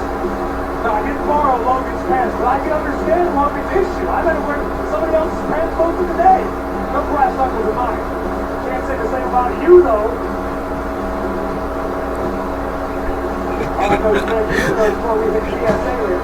I'll explain the story here in a little bit. Logan Paul, the current United States champion, hoping to become the first person since Seth Rollins in 2015 to hold the WWE title and the United States title at the same time. That night, vividly, Logan Paul would love to continue adding to and building his resume. The problem is Logan Paul, every time we've seen him in the WWE ring, delivers. Logan is what we like to say about Cody, undeniable from a skill perspective. When we were in Riyadh back in November, Logan Paul beat Rey Mysterio for the United States Championship, but I told Logan Thursday night at the WWE Experience in Riyadh that there should be an asterisk next to that, because Logan Paul used brass knuckles to beat Rey Mysterio to win the title, and he's used brass knuckles on a number of occasions since then. I agree. There is definitely something controversial about utilizing brass knuckles. With that said, we know, we as the royal WWE Universe know how Logan Paul rolls. Cody knows how he rolls. Well, Logan Paul said that he'll win this fair and square, so Thursday night, he gave me his pair of brass knuckles so I could keep them with me, promising not to use them tonight. However, we found out something else about Logan Paul last night on SmackDown. Last night, in an unfortunate turn of events, Logan Paul was wearing his brother Jake's Prada pants. Logan doesn't ordinarily wear with calm down. This is serious business. Logan's wearing Jake's pants. There was another set of brass knuckles in the side pocket. Our referee Ryan Trainer found them, disposed of them. All good. You get rid of those before you're making me nervous.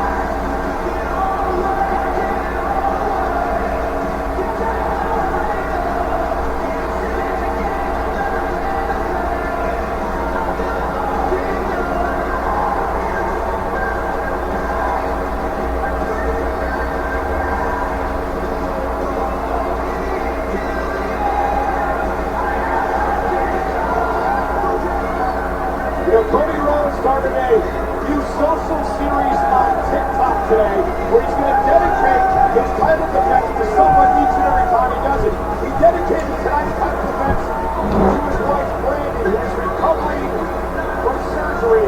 Cody dedicates the match to her. Including the fans screaming along, singing along, enjoying every second of the arrival of the undisputed WWE Champion, Cody Rhodes.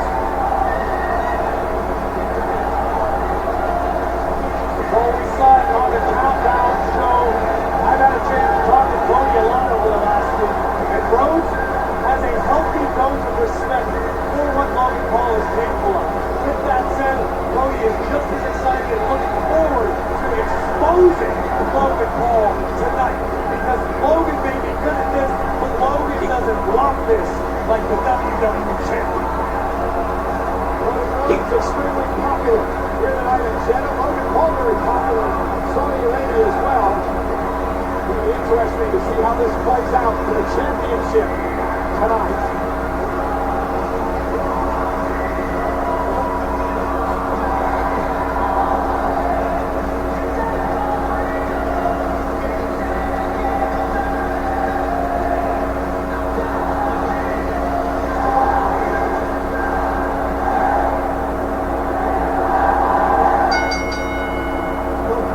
Contest is scheduled for one fall, and it is for the undisputed WWE Championship Jeddah.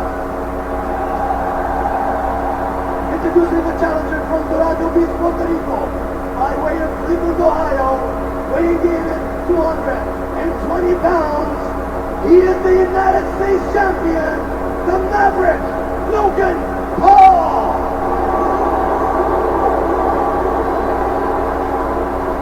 His opponent from Atlanta, Georgia, weighing in at 222 pounds, he is the undisputed WWE Champion, the American Nightmare, Cody Rhodes! Good job, the official in this matchup, Ryan Trey.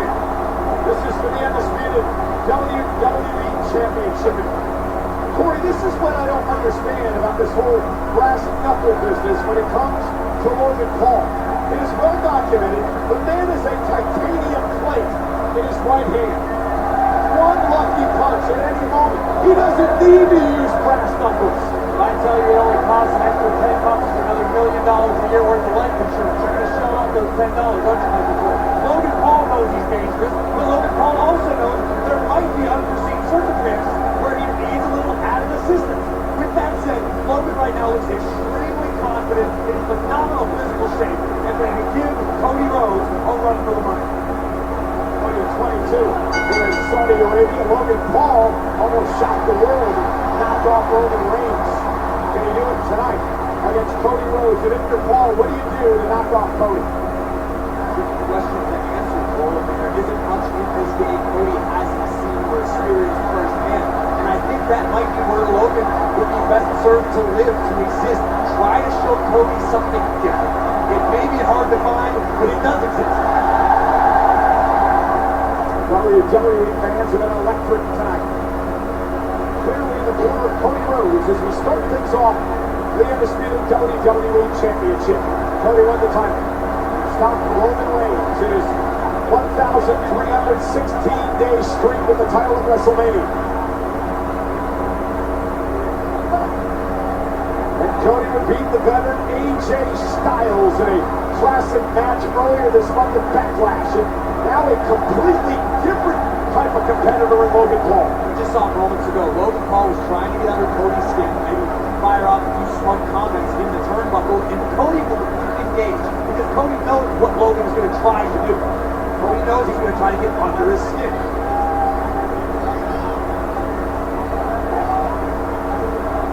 Clean break.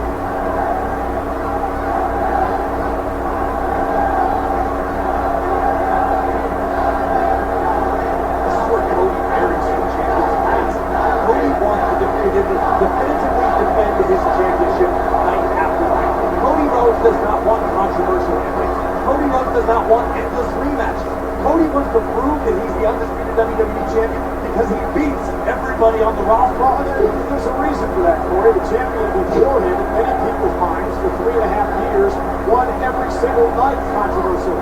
And Cody does not want to allow that to happen. He wants to be a fighting champion.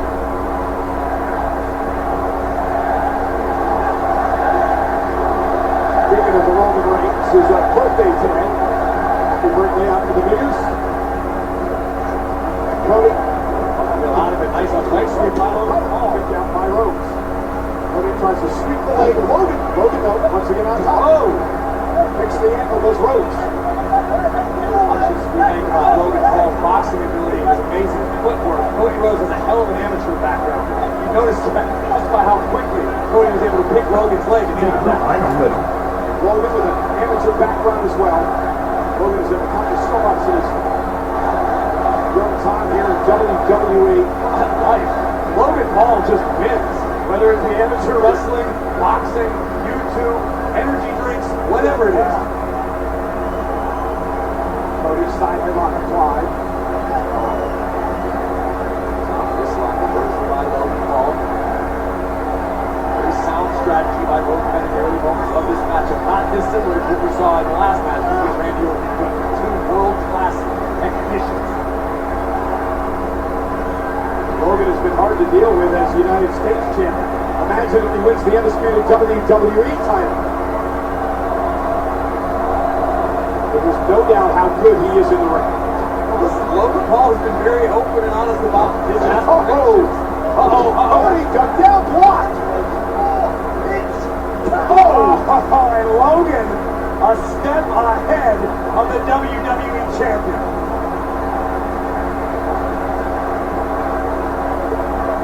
Alright, kid. That's going to change the complexion of this whole matchup. Big uppercut. And I don't know if Cody wants to make this decision. Cody's a tough guy, but I don't know if you want to stand and trade hands with Logan Paul. Logan embarrassed him moments ago as well. Now Cody Rhodes, vertical suplex. Logan Paul, look at Cody using the ropes to his advantage. Strong move by the champ. Down goes Logan. Word buster. Almost an homage to Colin Blanchard with a slingshot suplex. Cody now into the pin combination. That has been talking before about the importance of what Logan Paul has on this WWE champion. Logan's a guy who's been very open and honest about this. He wants to take WWE to unforeseen heights. Logan referred to himself as the rocket fuel that powers the WWE spaceship. I even asked Cody on Thursday night in Riyadh, I asked him what would Logan do to the championship. Even Cody admitted he would bring the title to unprecedented heights. There would be eyes on the championship that have never been there before. Even Cody respects that, but Cody is not going to allow that to happen in his mind. And here comes Rhodes. Logan missed wildly. Nobody home. And Cody hit hard as he rolled out of the ring. Cody went for the flying crossbody, but Logan avoided it by doing the splits. We are talking about a ridiculous. And Logan launching himself over the rope and the champion's in trouble. Now driving Cody into the steel steps. See that, Michael? Don't fucking leave it, son. Pay attention, Michael. I agree with Logan ahead. He's doing a great job at this point. I like that. Logan Paul is power. That's all Logan wants. Well, he is. And he's outmaneuvering Cody Rhodes right now. He's being the champion. So it's hard to argue with his success.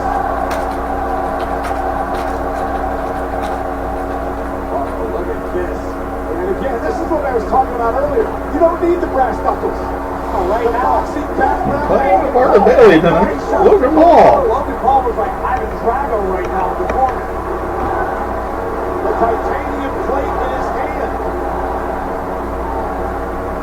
And right now, Logan is dominating Rhodes. Up goes Cody. Up goes Cody. Logan with an opportunity to win the championship. And Cody kicks it too. Call that an overbomb. Continuation of a powerbomb. Allow your opponent's momentum to continue driving them face and chest first into the canvas. As Cody Rhodes just experienced. Still wise beyond his years, his experience in WWE. Knows when to slow things down. Gut wrench came down. Cover again for the title. Cody's got a kick. And Logan now working the midsection. We saw Cody fall hard out of the ring moments ago. And I think that literally the best way I've heard Logan Paul described Michael Cole is what you just said. Wise beyond his years. It takes years, if not decades, for most superstars to really figure this game out, to excel at it the way Logan Paul has in saw, fraction of the time. Oh, before the title kick out again. That frustrates me. That frustrates superstars on the roster. And it's the pace. Look at the pace. Logan is under control. He's never out of control in the ring. He knows when he's going to get his ahead. Look at this. Breathtaking, standing moonsault. Every move has been called so deliberate to this point. Cody made it back to his feet quickly before Logan can go for his patented frog splash. Now Cody and Logan. Cody now set back to the middle of the ring. Tried to make his fall with his feet, but Running up the wrong top rope with a stiff arm drag by Rhodes. What an arm drag by Cody. I think Cody may have just narrowly avoided disaster in his own right. But regardless, the result was desired. Logan Paul chucked across the ring. And Cody was pointing to his ribs again. This section's been bothering him. It's a great strategy by Logan Paul. He attacks the his body core, the ribs, the lower back. It affects every aspect of their offense. Especially when you can throw body shots like Logan Paul can. Logan Paul. Look at this octopus submission made famous by Antonio Inoki. Made more famous by Logan Paul. That'll fix a big wrong. And now Cody trying to fight out of this. So again, Cody Rhodes really hurting in the midsection. Gotta wonder if it's a rib injury. And what I'm noticing right now, looking up, you can't tell any longer, Cody Rhodes for the last moment or so has been breathing through his mouth. That's a bad sign for a combat athlete. You want to be breathing through your nose as briefly as possible. Cody's struggling because of the rib. You got a broken rib, man. You're right. You can't breathe. And Cody back to his feet. Logan Paul set up over the top rope, lands on the apron. Now Cody Rhodes. Disaster kick. Disaster kick drops Logan to the apron. Buys Cody a little bit of time to try to regroup here. Cody in absolute agony. Cody taking advantage of his time on the outside to regain his composure with that nightmare, trying to rally the WWE Universe. Here comes Cody now, and Logan Paul steps out of harm's way. One step ahead of the champion in that moment. Cody, into the fight for Logan Paul. Sends Logan into the barricade. Rhodes beating the hell out of Paul in front of all the Logan's cronies. It is your champion. Now Cody regaining control of the matchup. Logan Paul with a body shot to Rhodes, dropped into the steps. Kind of hydrated. They didn't have a hydration station tonight, so obviously they have to have all times. Cody with a kick to the body. Now Cody with a prime hydration bottle off the face of Logan Paul. That's smart. What is this fool thinking? He wasn't thinking. You don't put your hands on a superstar, let alone the WWE champion. Oh, come on, Jen, you SOB. Logan, what are you doing? Logan, you signed a prenup. Here comes Rhodes. And using the brass knuckles for the bad ribs. What the hell are you doing? You are all hung up tonight, Paul. You got plenty. Logan's gonna steal this. What are you doing? You impulsive by ass. You said you weren't gonna use the brass knuckles. Now what did you just do? You know what? Come on. You're nothing but a loser. That's what you are. Why did you just say you didn't need to use those? You didn't need to use them.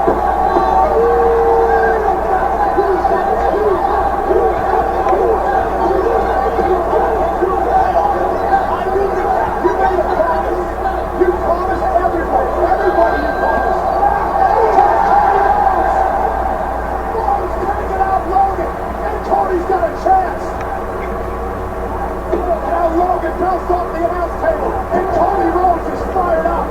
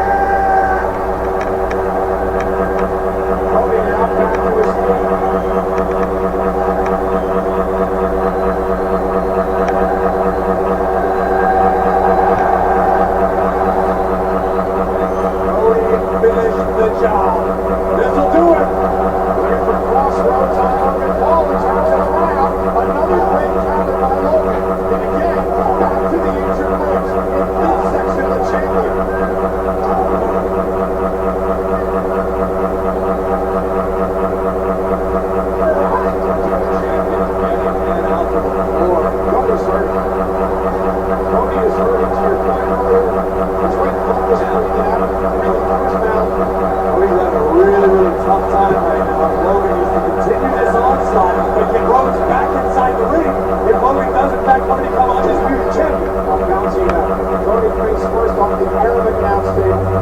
Sending Cody back into the ring. Remember, Logan knows he's got to pin or submit Cody. Count out disqualifications do nothing for Logan Paul. I got you on tonight, Cole. I ain't saying it again.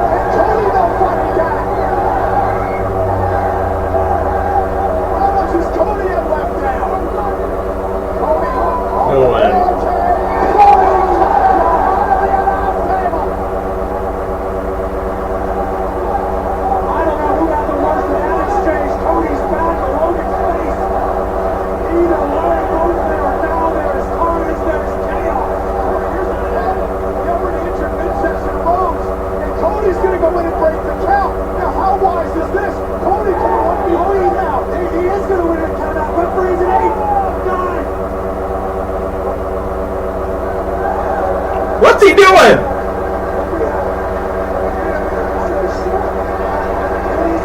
What's he doing?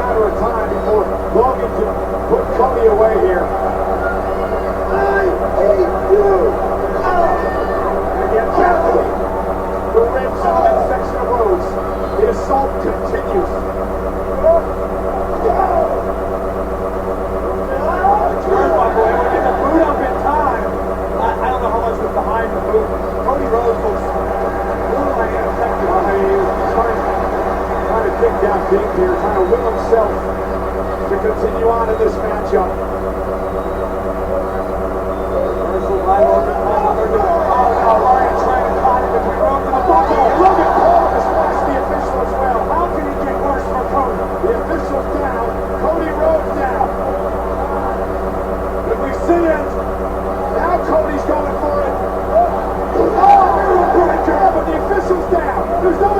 count. Rosemary with the matchup. 1, 2, 3, 4. This is all Tony's own doing. Didn't need to. This is what happened. Tony could have ended this matchup a while ago. He wanted to beat Logan in the center of the ring. Very admirable for the champion to want that. I'm sorry. Come on. You gotta finish this. But if you want to survive a long time as champion, sometimes you gotta do what you don't want to do. Oh, and a low blow by Logan Paul. A great low blow drops the champion. And he still got the man on this. There's nothing the official can do about it. Logan Paul said, I'm sorry, brass knuckles in hand. About to use them.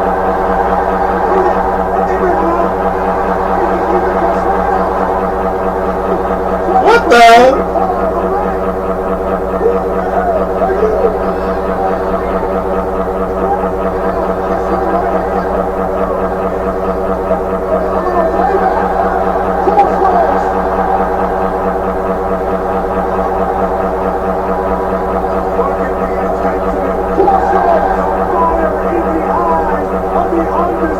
WWE